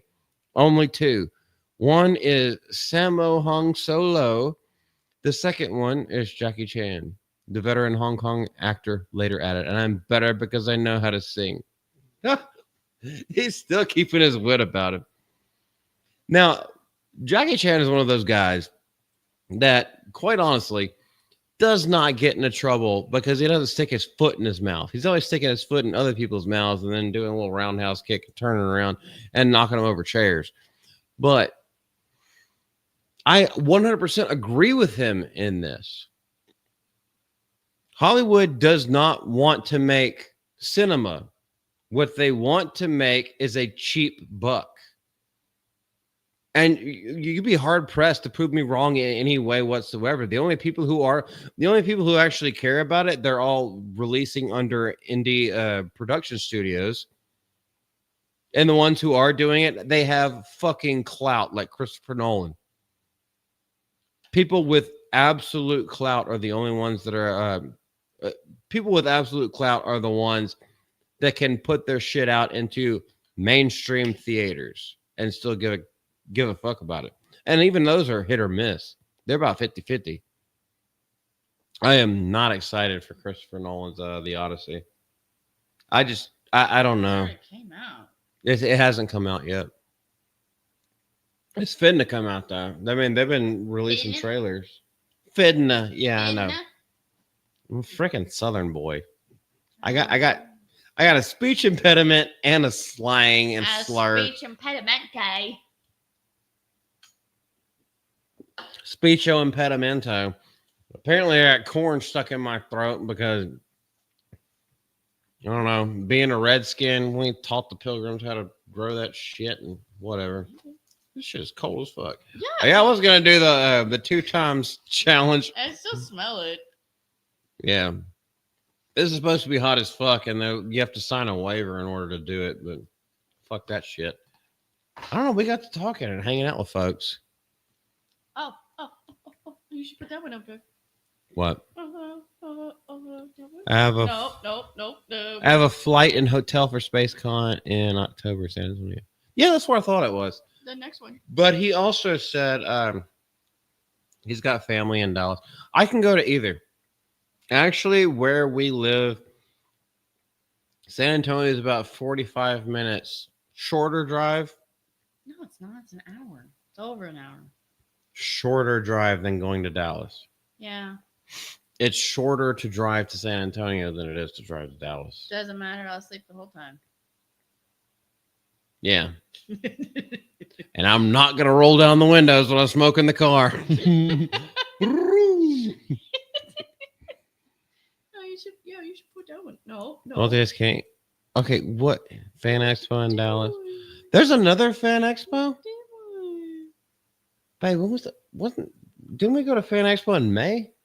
Wasn't that May? Like May 3rd? Something like that. They're having another Fan Expo like this soon? I don't know.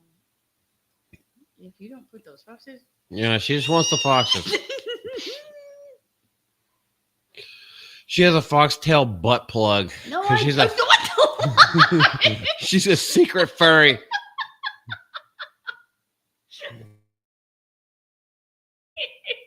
She actually doesn't, but she loves foxes. They're the best. I'm going to introduce her to Tobias. Tobias is good people.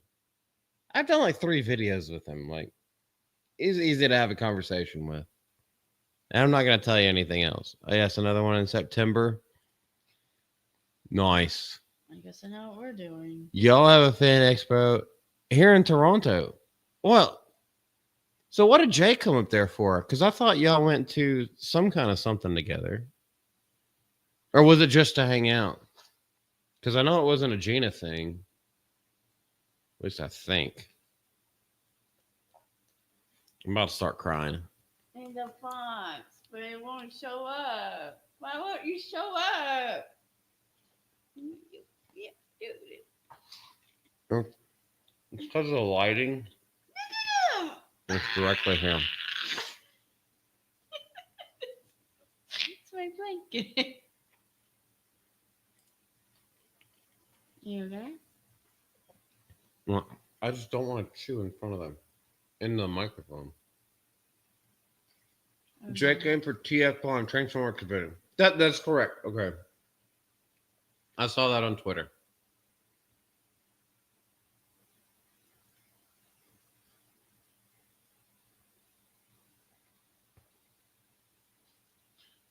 What you moving at? Oh, I told you, 24/7 in my life, I always play the Wii song in my head. Oh yeah, you do. Yeah. Our little derby music.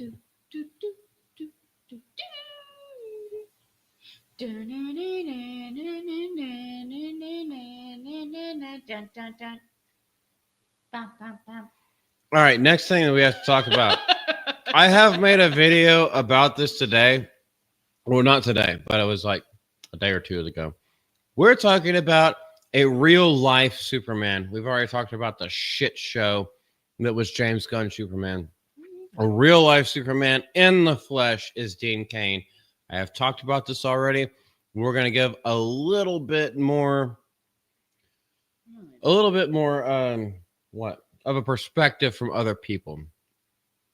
Starting with the man himself. Trying to this is the one. He's going off and recruiting people to ICE. What? Hey everybody, Dean Cain here. And for those who don't know, I am a sworn law enforcement officer as well as being a filmmaker. I felt it was important to join with our first responders to help secure the safety of all Americans, not just talk about it. So I joined up. And here's your opportunity to join ICE. You can earn lots of great benefits and pay. Yeah, since President Trump took office, ICE has arrested hundreds of thousands of criminals, including terrorists, rapists, murderers, pedophiles, MS-13 gang members, drug traffickers, you name it. Very dangerous people who are no longer on the streets. You can defend your homeland and get great benefits like a $50,000 signing bonus. Think about that. Student loan repayment legally, enhanced retirement benefits, and special pay for those in the field operations and law enforcement roles. I don't get that special pay, but you also don't need an undergraduate degree. You can get to work right away. So if you want to help save America, ICE is arresting the worst of the worst and removing them from America's streets. I like that. I voted for that. They need your help. We need your help to protect our homeland and our families. So check into it, as I said, and join today if it's something that tickles your fancy, because we can use you. Oh my goodness. Do you have anything to say about that? Okay, so it makes me want kind of like, okay, $50,000 signing bonus. Now, I know you're going to be having to do some other kind of stuff. I will go into the field. I've actually been thinking about it. I haven't looked at it yet because I only saw this video after work today. My opinion is ICE does a lot more than what people think they do, and they are the number one stoppers of child trafficking and sex trafficking. That's exactly what he said. Yes. It's not just illegal immigrants. It's a whole bunch of other shit. They get them off the streets. He said pedophiles, rapists. I don't care if YouTube takes me down for saying those words. I understand people hate ICE, but they actually do a lot more than they just don't stand at the border and just shoot people down. They hate ICE because it is affiliated with Donald Trump, because he had just recently gave another $20 billion to their budget. Which should, because they're doing good things. Yes, I agree with you. But that's why ICE has this negative connotation across CNN, the mainstream, the lamestream media, whatever, the fake news. By the way, should I do it? Don't do it. I don't know. Don't do it. I'm going to do it. Don't do it.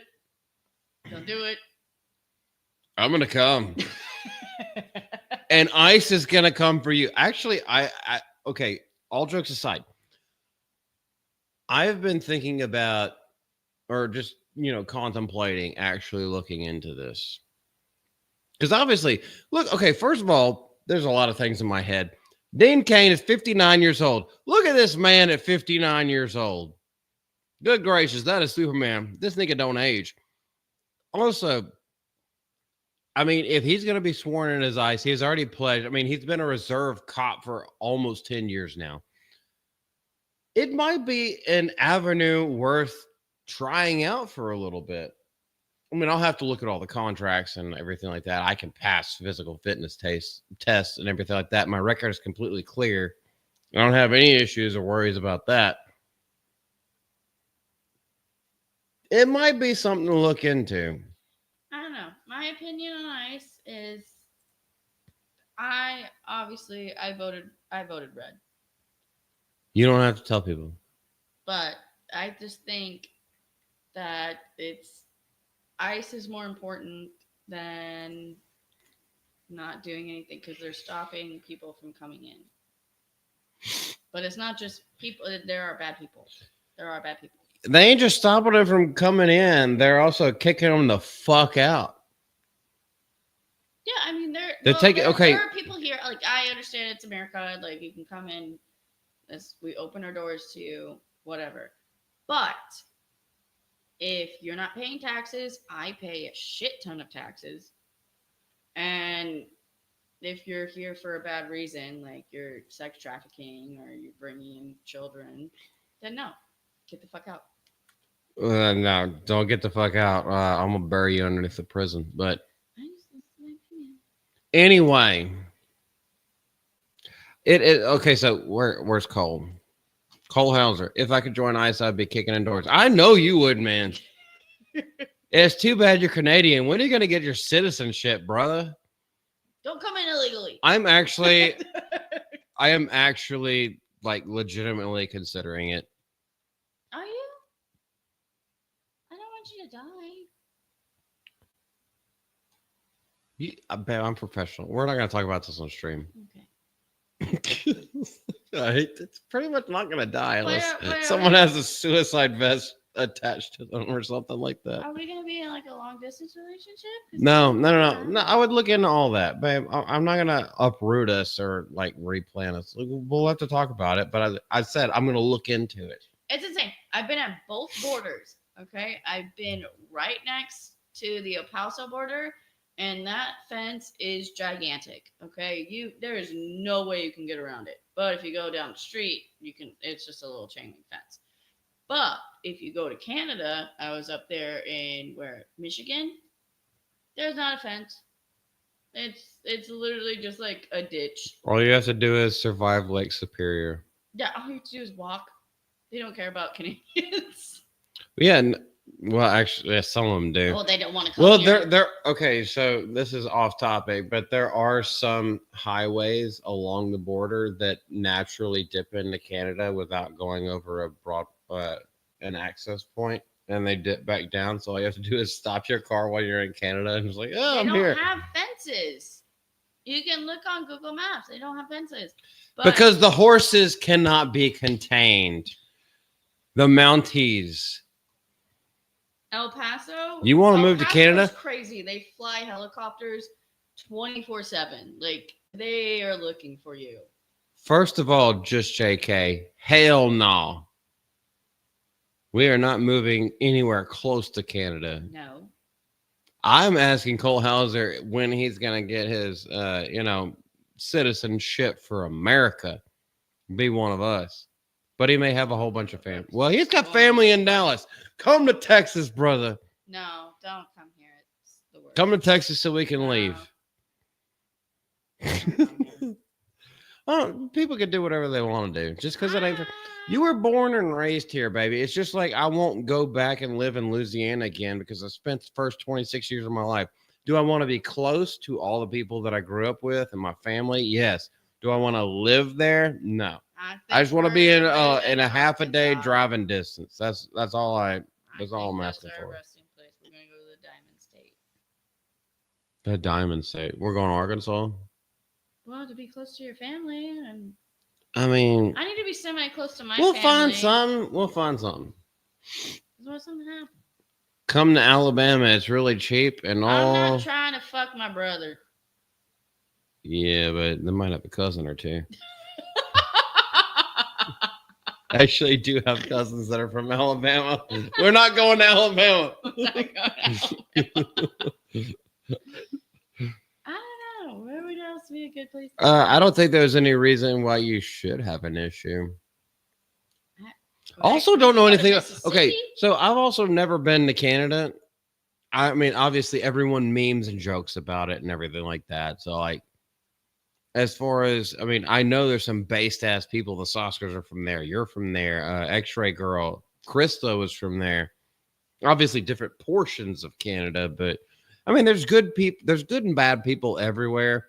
It's just like, what is the culture?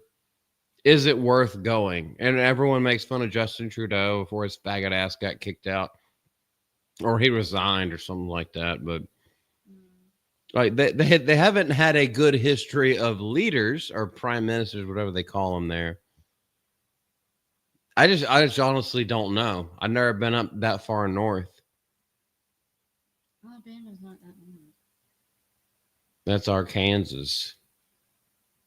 Oh. You mean my stepbro? Be your stepbro? Well, technically we're not related, so I'm sure. stuck. Why not? I'm stuck. You can be stuck all day. I'm so stuck. Step bros don't have any blood, so it's totally fine.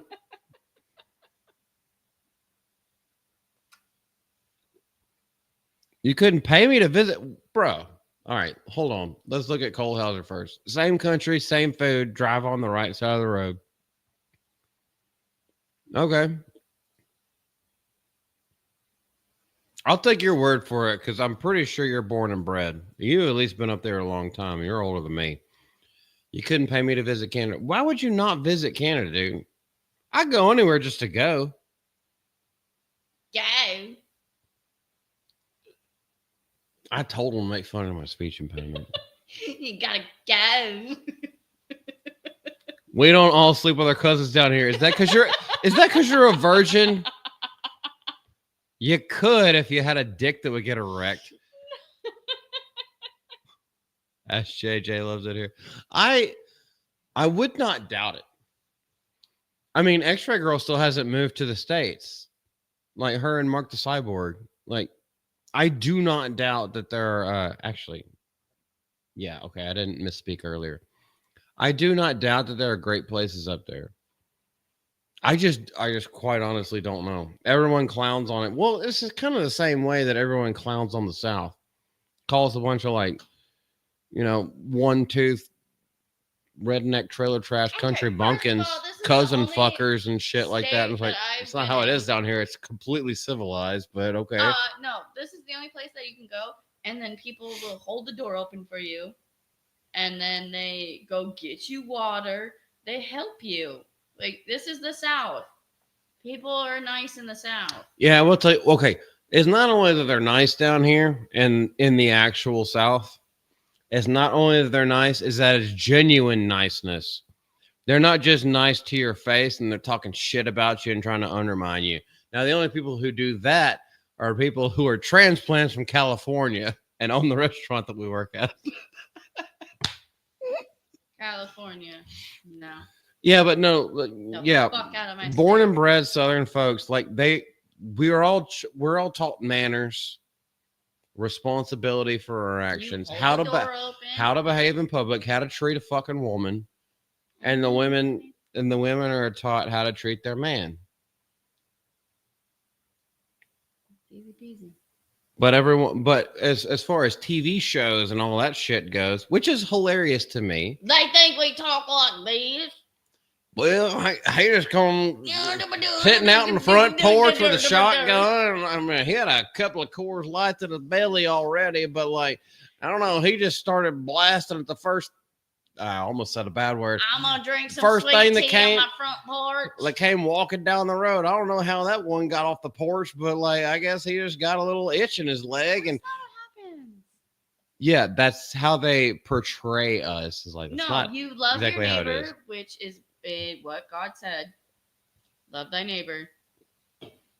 Our neighbor's cool. What are you saying? Oh, that dude's badass. I love him. What did she say? He's Puerto Rican. No, but he's cool as shit. He's half Puerto Rican, half white. I don't even give a fuck. Who cares? Anyway, we're going off on tangents. There's still so much shit to... Okay. I live in Dallas. Nothing here but lots of traffic and losing. Fuck the Cowboys. Where's my lanyard? Broncos. The Broncos. The Broncos. Who that? Broncos. Who that? No. Who that say gonna beat them Saints? Who that? I don't think they're even in the same district. Have they? No, they're not. Broncos are AFC. Even the Cowboys, they're NFC, but they're in a different division of NFC. When I was younger, my mom's favorite team was, well, it still is, the Miami Dolphins. I told you, like, everybody has a favorite animal. I don't know what the thing is, but hers is a dolphin. So we love the Miami Dolphins. And then my dad loves the Colorado Broncos. Okay. Colorado Broncos, really? Well, he's from Colorado. Denver Broncos. He's from Aspen. Denver. But he's from Aspen. Like, that's the thing. United in Orange. So they fought one time, and the Broncos won. I'm amazed that Canadian beer can lift, bro. Our beer stronger? No. Maybe. No. I don't know. I've never had Canadian beer. Well, they probably. I'm assuming what he means. They have like a whole bunch of like microbrews and like just basic taps. Because so domestic American beer roughly 4.2 ABV. You just said 7% right there. Yeah. So is that your domestic brews? Like that's your cheap shit. That's IPAs for us. Yeah.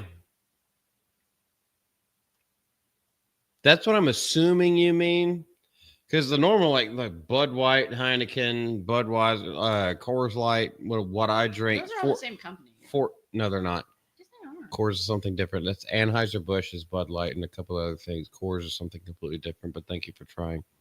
Those are 4.2 ABV. Never going to get to 14.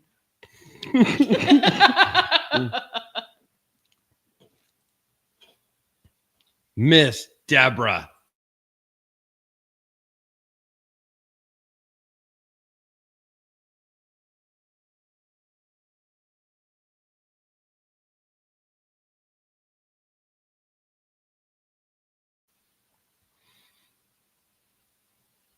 Molson Canadian.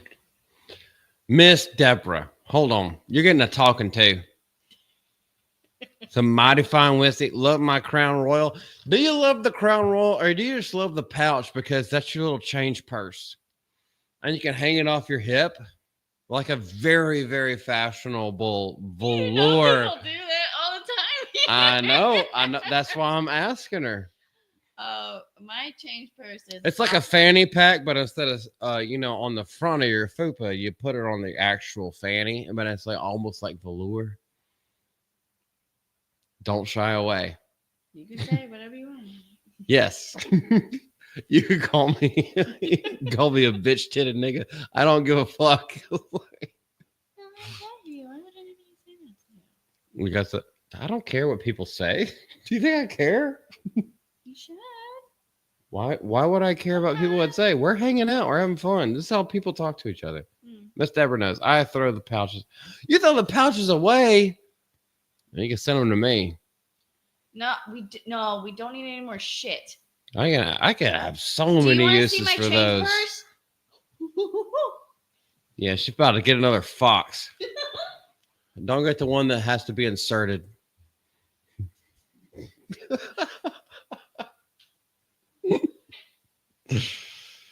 Crown Royal is. Hey, okay, so Canadian whiskey is not really my forte.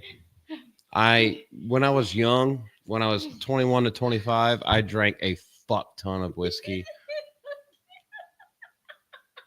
Yeah, that's her thing. All the time. And that's why I stick to beer now. I don't do hard liquor because getting sick and withdrawals and hangovers and all kinds of shit, it's not worth it to me now because I did drink a fuck ton. Drinking like and I was a whiskey guy. Now the smell makes me gag. So my goodness, Jameson. If I smell Jameson, I will start just. Yeah, I can't. Well, thank you for that. No, I can't even smell it. I start to gag. Occasionally, okay, so I can still do vodka. If we go out somewhere, I'll drink like one glass of red wine, or I'll drink one dirty. I will drink one dirty martini, vodka martini, and then if it's someone's birthday and for some reason they want to have a shot of tequila, I'll have one with them. But I just have to do it that way. I drank way too much when I was too young, and well, it's 16 years later. I stick to beer. All you got to do is let it leak out, and you're good. You're good for the whole day. Plus, it's like 90% water, so like you're hydrated. You're hydrated with a little buzz on the end. Hey, it's the best of both worlds. And it's cheaper. Okay, we saw that. I'm a professional whiskey drinker, Miss Deborah. John Ambler and I have at least 3 nights a week while watching YouTube stuff. So, okay, so you don't have to answer this if you don't want to, because I know y'all came together to the meetup in Dallas. I don't know if y'all live close to each other. It's not for me to know. I do not dox yourself. I don't. It's not that. Or are y'all related, or y'all are just good friends that live like halfway close to each other, or have at least 3 nights a week while watching YouTube stuff? Y'all just like meet up in a Discord somewhere. You actually don't have to answer whatsoever.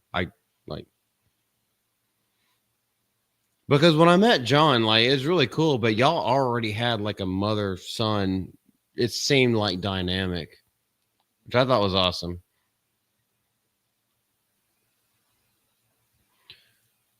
Russian vodka is best. But well, everybody's Russian. He's Russian. But here they pulled all vodka because war in Ukraine. Asshole. No, they don't like Siberians. So. Well, yeah, that's because that's the ass end of Russia, way up there. Baby. Okay, so without trying to rinky dink an accent, Russian vodka is the best, but here they pulled all the vodka because of the war in Ukraine. Really? They made it a political statement that you can't buy fucking vodka. Oh my gosh, why have you not made a video or an entire live stream about this? Team what? Oh, because of the husky? Yeah. I have a Siberian husky. Apparently I want a Siberian tiger. Hates Siberians. And that's fine. You can eat them as much as you want. Little bro. It was actually really good to meet him. I had no idea. Okay, I didn't no idea who you were. I recognized the name, and then you just showed up, and I was like, recognize you. And he was like, hey, man, John Ambler. It's like, I recognize you. What's up? And we had a great time hanging out for those 2 days. He's in Houston, and he's my little bro. Where are y'all mods at? Y'all mods for, is it Savage Comic Dad, or is it Professor Comics Dad? Anyway, they pulled... You can still go to Coca-Cola, and they pulled an American alcohol because of the tariffs. So that's some bullshit. No, they're trying to make a statement that fiscally makes no sense. But, you know, no offense, Canada's also always been pretty fucking retarded.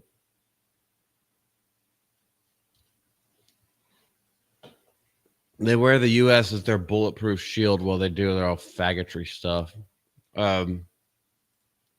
Holy shit. All right. Let's go. This actually is supposed to latch on to the last article.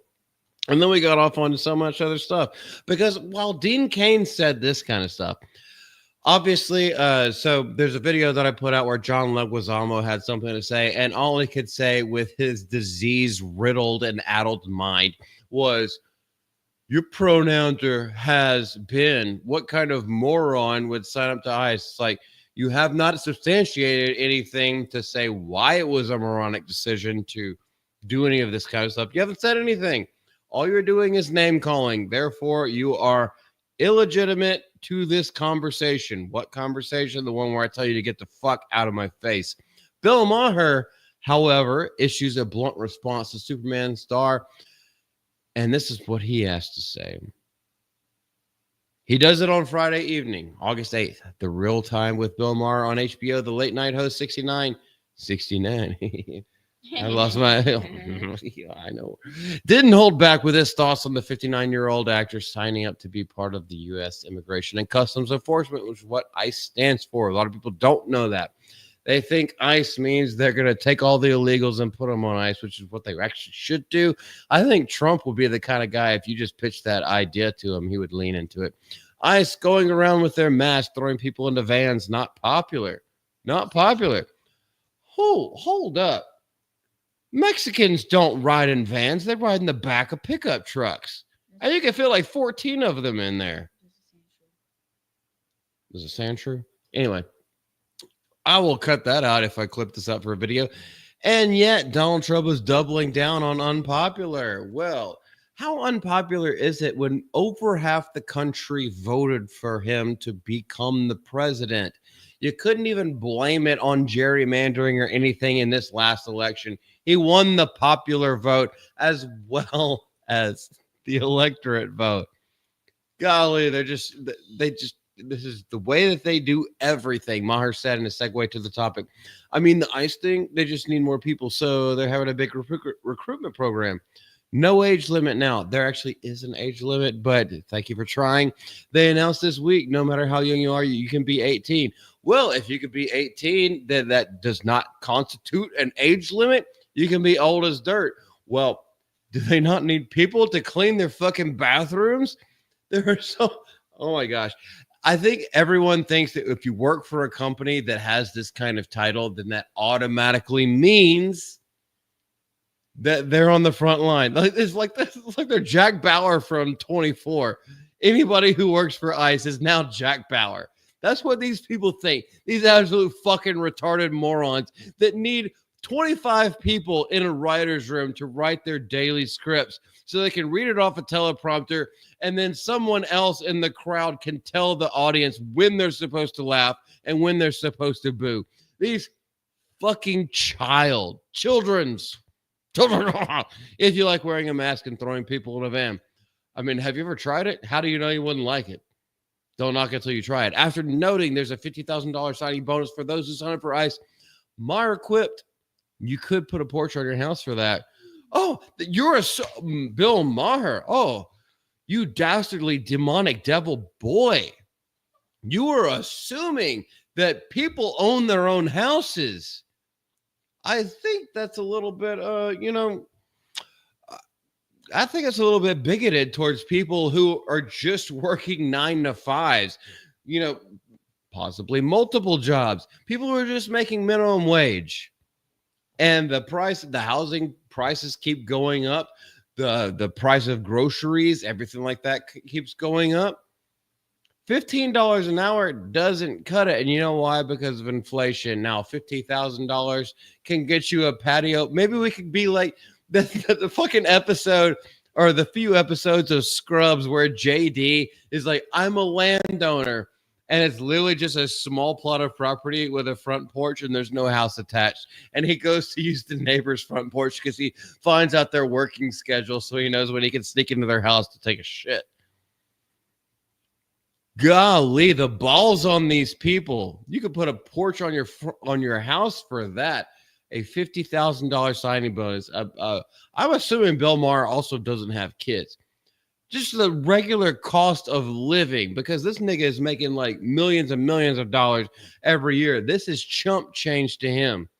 What can you do? Oh, I can do a weekend activity. For a lot of people, like $50,000 is a giant thing, especially the people that are going to be boots on the ground down there. I didn't realize I was going to get this angry about this, but he then moved to Kane joining ICE, suggesting he did so not because he's MAGA, he just needs the money. Dean Cain is a filmmaker. He is still getting, what do they call it? I keep wanting to call it reciprocals, but it's not. He's still getting revenue from all the stuff that he's done in the past. Not only Ripley's Believe It or Not, whenever he hosted that TV show, anytime it's aired or anything like that. Not only Lois and Clark New Adventures of Superman, but the other movies that he's been in, anytime that they're streamed, he gets residuals from that. Guess what? He made his own fucking comic book. And then he's making films and producing films. He has his own influx of money. And not only that, but like just public appearances and all kinds of stuff that he does. He could do whatever the fuck he wants to. Why are you trying to big dick him in this way? Maher Joe said it, and it works out. He was already living in the van. Okay, your joke is tired. It's kitsch. It's 100% not true. And that's not just me being a stand for Dean Cain, even though I love Dean Cain. That was my Superman because that's who I grew up with. And Terry Hatcher was my Lois Lane because that's who I grew up with. Tom Welling is a close third because Christopher Reeve has to take the top spot. But you know what I mean. After a beat, he continued. After a beat of this old school style comedy. But the thing is, old school style comedy works because it was universal. Now, when they try to use the old school style comedy, but use topical issues, it never works because it's not timeless. It's not something that everyone can laugh at. Just look at Jerry Seinfeld, whether you like him or love him or hate him or anything like that. His actual comedy is something that, like, well, it's a lot of it's observational, but it's something that everyone has, pretty much everyone who's a functioning adult has seen at some point in their lives, or they've interacted with that, or if they heard people that have, they experienced it themselves. That's why it makes it funny to them, because it's just ribbing at it. Anyway, that's a digression. After a beat, he continued, no, I think he joined because he heard that lots of migrants were coming into this country. A lot of them were bad actors. He said room for one more. Where's the joke? If Dean Cain said room for one more, wouldn't he try to be leaving the country? You literally butt-fucked your own joke. On August 5th, Dean revealed his unexpected career move on social media. Yeah, we watched this. And quite honestly, that seems to be all that Bill Maher had to say. And not much. Poor attempts at humor. Poor attempts at wit and sarcasm. Here's the thing about writing jokes, because I did stand-up comedy for like 7 or 8 years.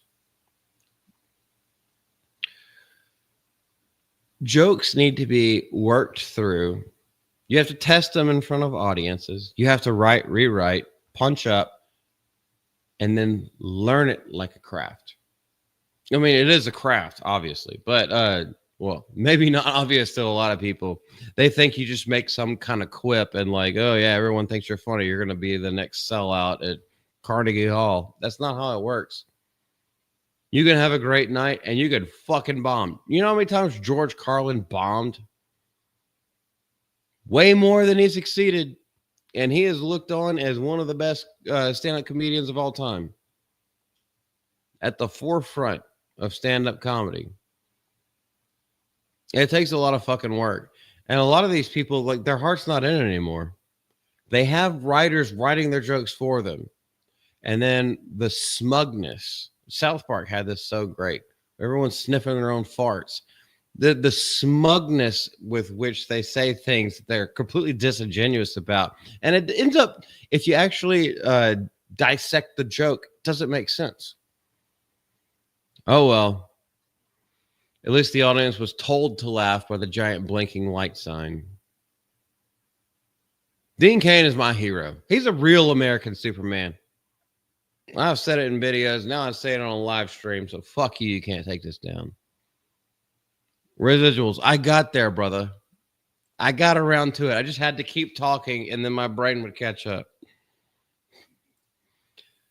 Okay, Kiefer Sutherland. That was a great ass fucking show, dude. Not only the concept, but like the execution and everything. Great fucking show. I wish Kiefer Sutherland had been in more roles that were like really playing to his strengths. Because I didn't see many. Most of the time when I saw him, obviously we have the Lost Boys, but most of the time when I saw him, I was like, he's kind of a little bit out of place. So like 24 Mirrors, the Alexandra Aja movie. Obviously the Lost Boys, everyone knows it from that. There was another one. Oh my gosh, I'd have to look it up. There was another one he was in. I was like, it didn't get popular. It didn't get a whole lot of mainstream attention, but it was fucking good.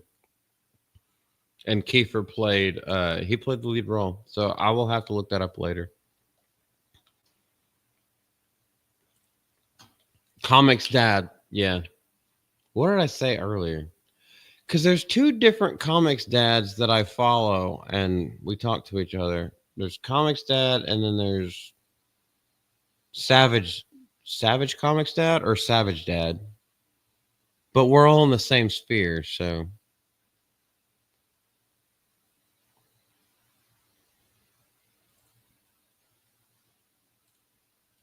Yeah, Dean Cain definitely does not need the money. He's doing just fine. He's been on live streams with fucking Gary and not only Gary and like Neurotic and everything like that, but with other people. He's been making the rounds for at least the last year and a half. And that was before he released his comic book and started getting back into everything again. He was like, no, I'm around. He started doing stuff, and yeah, he was in the zeitgeist.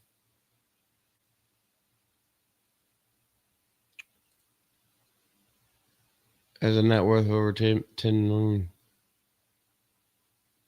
I don't doubt it. It's probably more than that. You know, I mean, those numbers are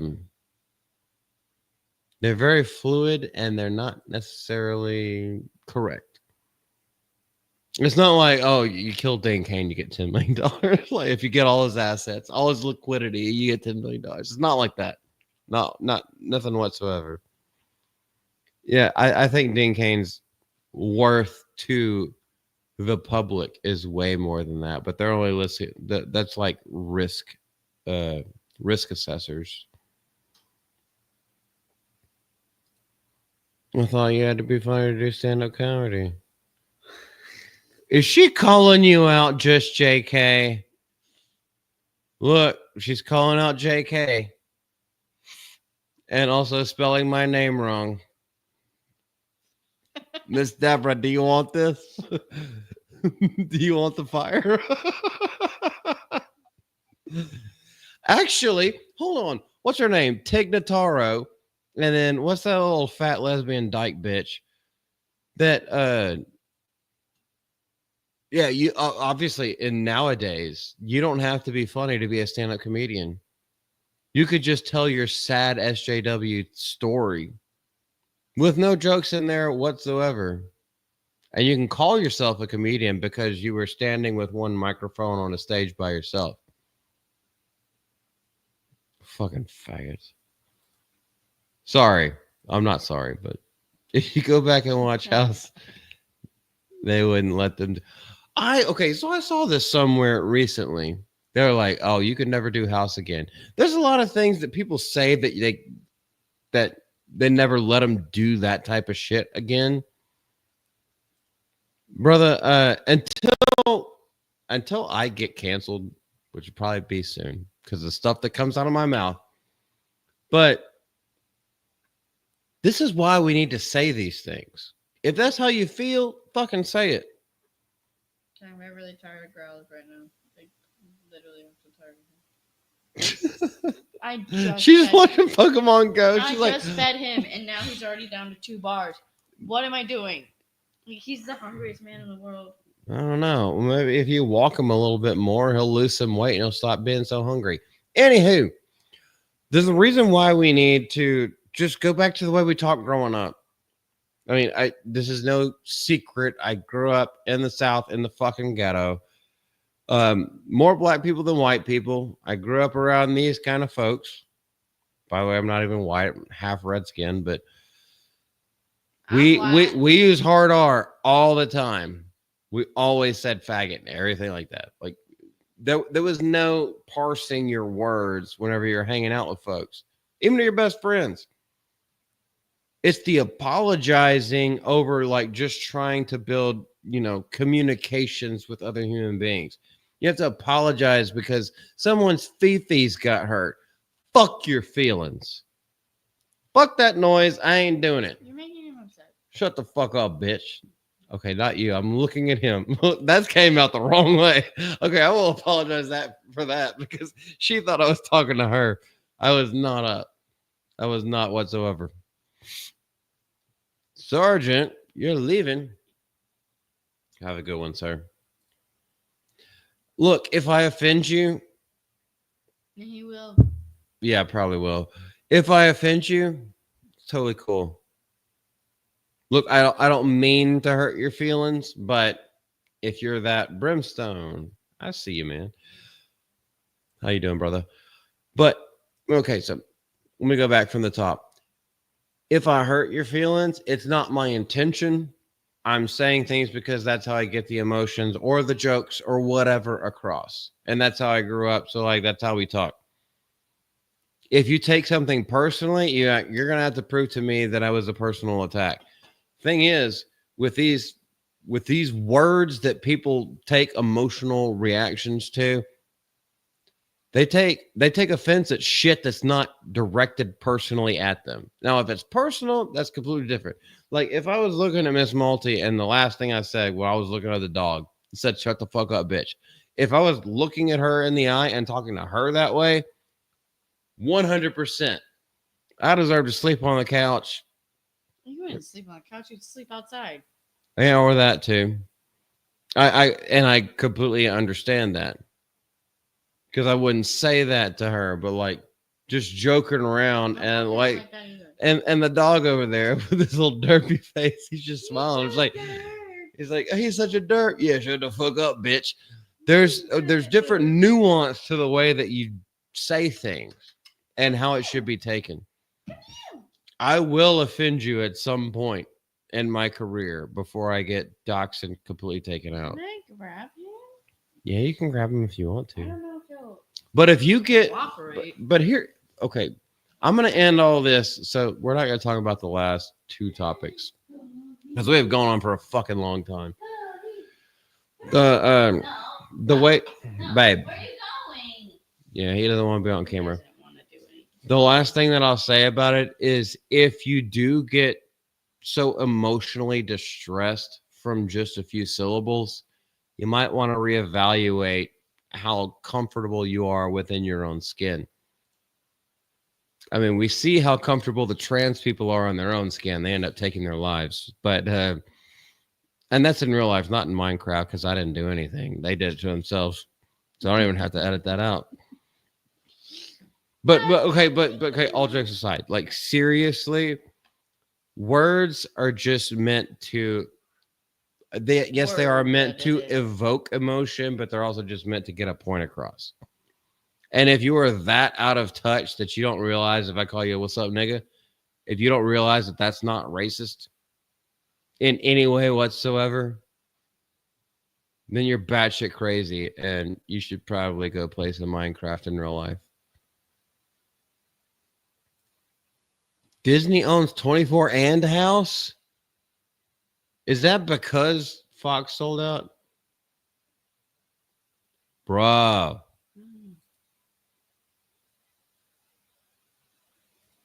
R.I.P. Malty, we knew him well. Is that because I say slurs? It's because I said I was going to kill you. Oh, did you? Yeah. Oh, I didn't even listen. You're proving my point. We don't I don't take anything personally.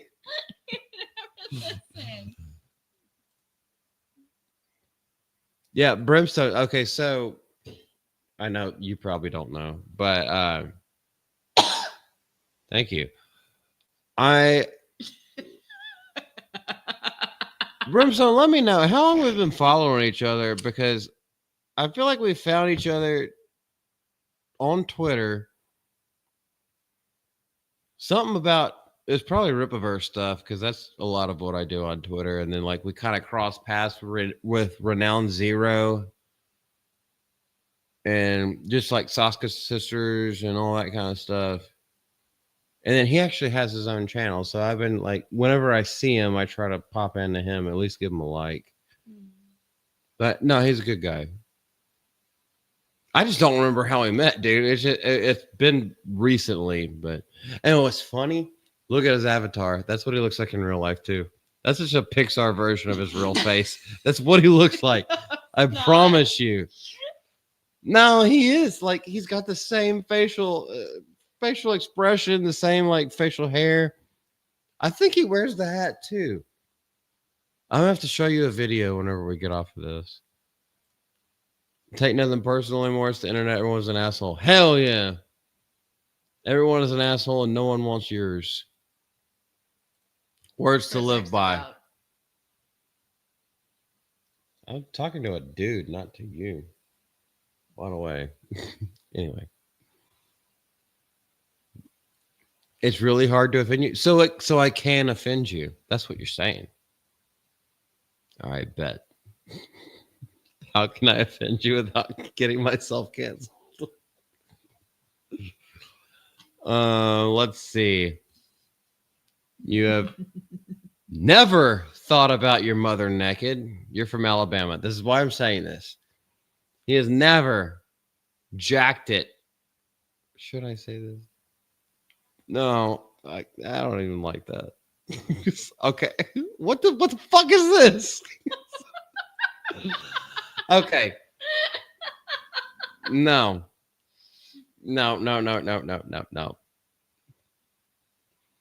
Just JK, if we were in a Discord call, I would say a bunch of crazy shit. But why don't you show that one? What, this one where you're crying? No. Or is wait, no. what is that? It's like dollar signs. No, the last one. Well, here's the thing. Everyone knows who you are now, so it's not like just like, oh, I have a secret crush. There's the damn dog. There's Siberia. Vladimir Putin is in charge of that dog. No, maybe that's why he's a bitch sometimes. But he does know how to ride a horse bareback. I don't know. He's just born with it. Maybe it's Maybelline.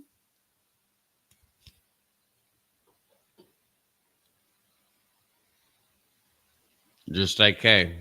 If you ever want to get like reamed verbally, not any other way, come see us and we'll ream you. We will ream you. Charlie Kelly here. Local businessman and cat enthusiast.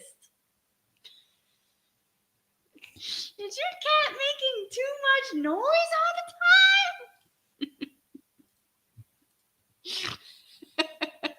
Your cat constantly stomping around and driving you crazy.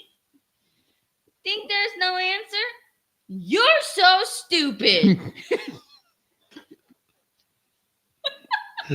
All right, good. I think we're sufficiently loopy at this point. How the fuck have we gone 2 hours and 20 minutes and there's still 2 full topics that we haven't even talked about? We're not doing it. We're not doing it. Done. Yeah, it's over for tonight. Golly, it has been. I'm allowed on the live streams anymore. No, you are. It has been so much fun, guys. Yeah. I normally try to keep this shit like an hour and 20 minutes. We just kind of went off today. I think we did. I think we went a little crazy. I really appreciate the engagement from all you guys. Everyone that I've seen, not only do I talk to you on Twitter, but like when we cross paths in other people's chats or even the content creators that were here. Much appreciated just for like stopping by and talking shit with me and to me. It is always appreciated. Thank you, Cole Hauser. I did not expect you to show up, but like much appreciated, good sir. The one thing that I will say is when you talk to me, I'm authentic. We're the home of the original kitten mittens. Oh my goodness. Yeah. Let's go back up. Okay, so Cole Hauser, just JK, Brimstone, voice protagonist, Deborah Perkins, Sergeant Giratina, you know, Lex Ludendi earlier are like our great mods, Sergeant Giratina and Lex Ludendi. There was Cyan, or wait, what was her name? Sin's Corner. Sin's Corner. A new friend that we met. Hopefully a friend. Hopefully we love friends. Hopefully she comes back. Be our friend. Yeah. Thank you all for coming out. Thank you for everyone who hit the like button. Thank you for everyone who stayed around. We're going to see you later. I will probably do a video tomorrow after work. I'm not going to be in it. Yeah, she won't be in it. She won't interrupt this time.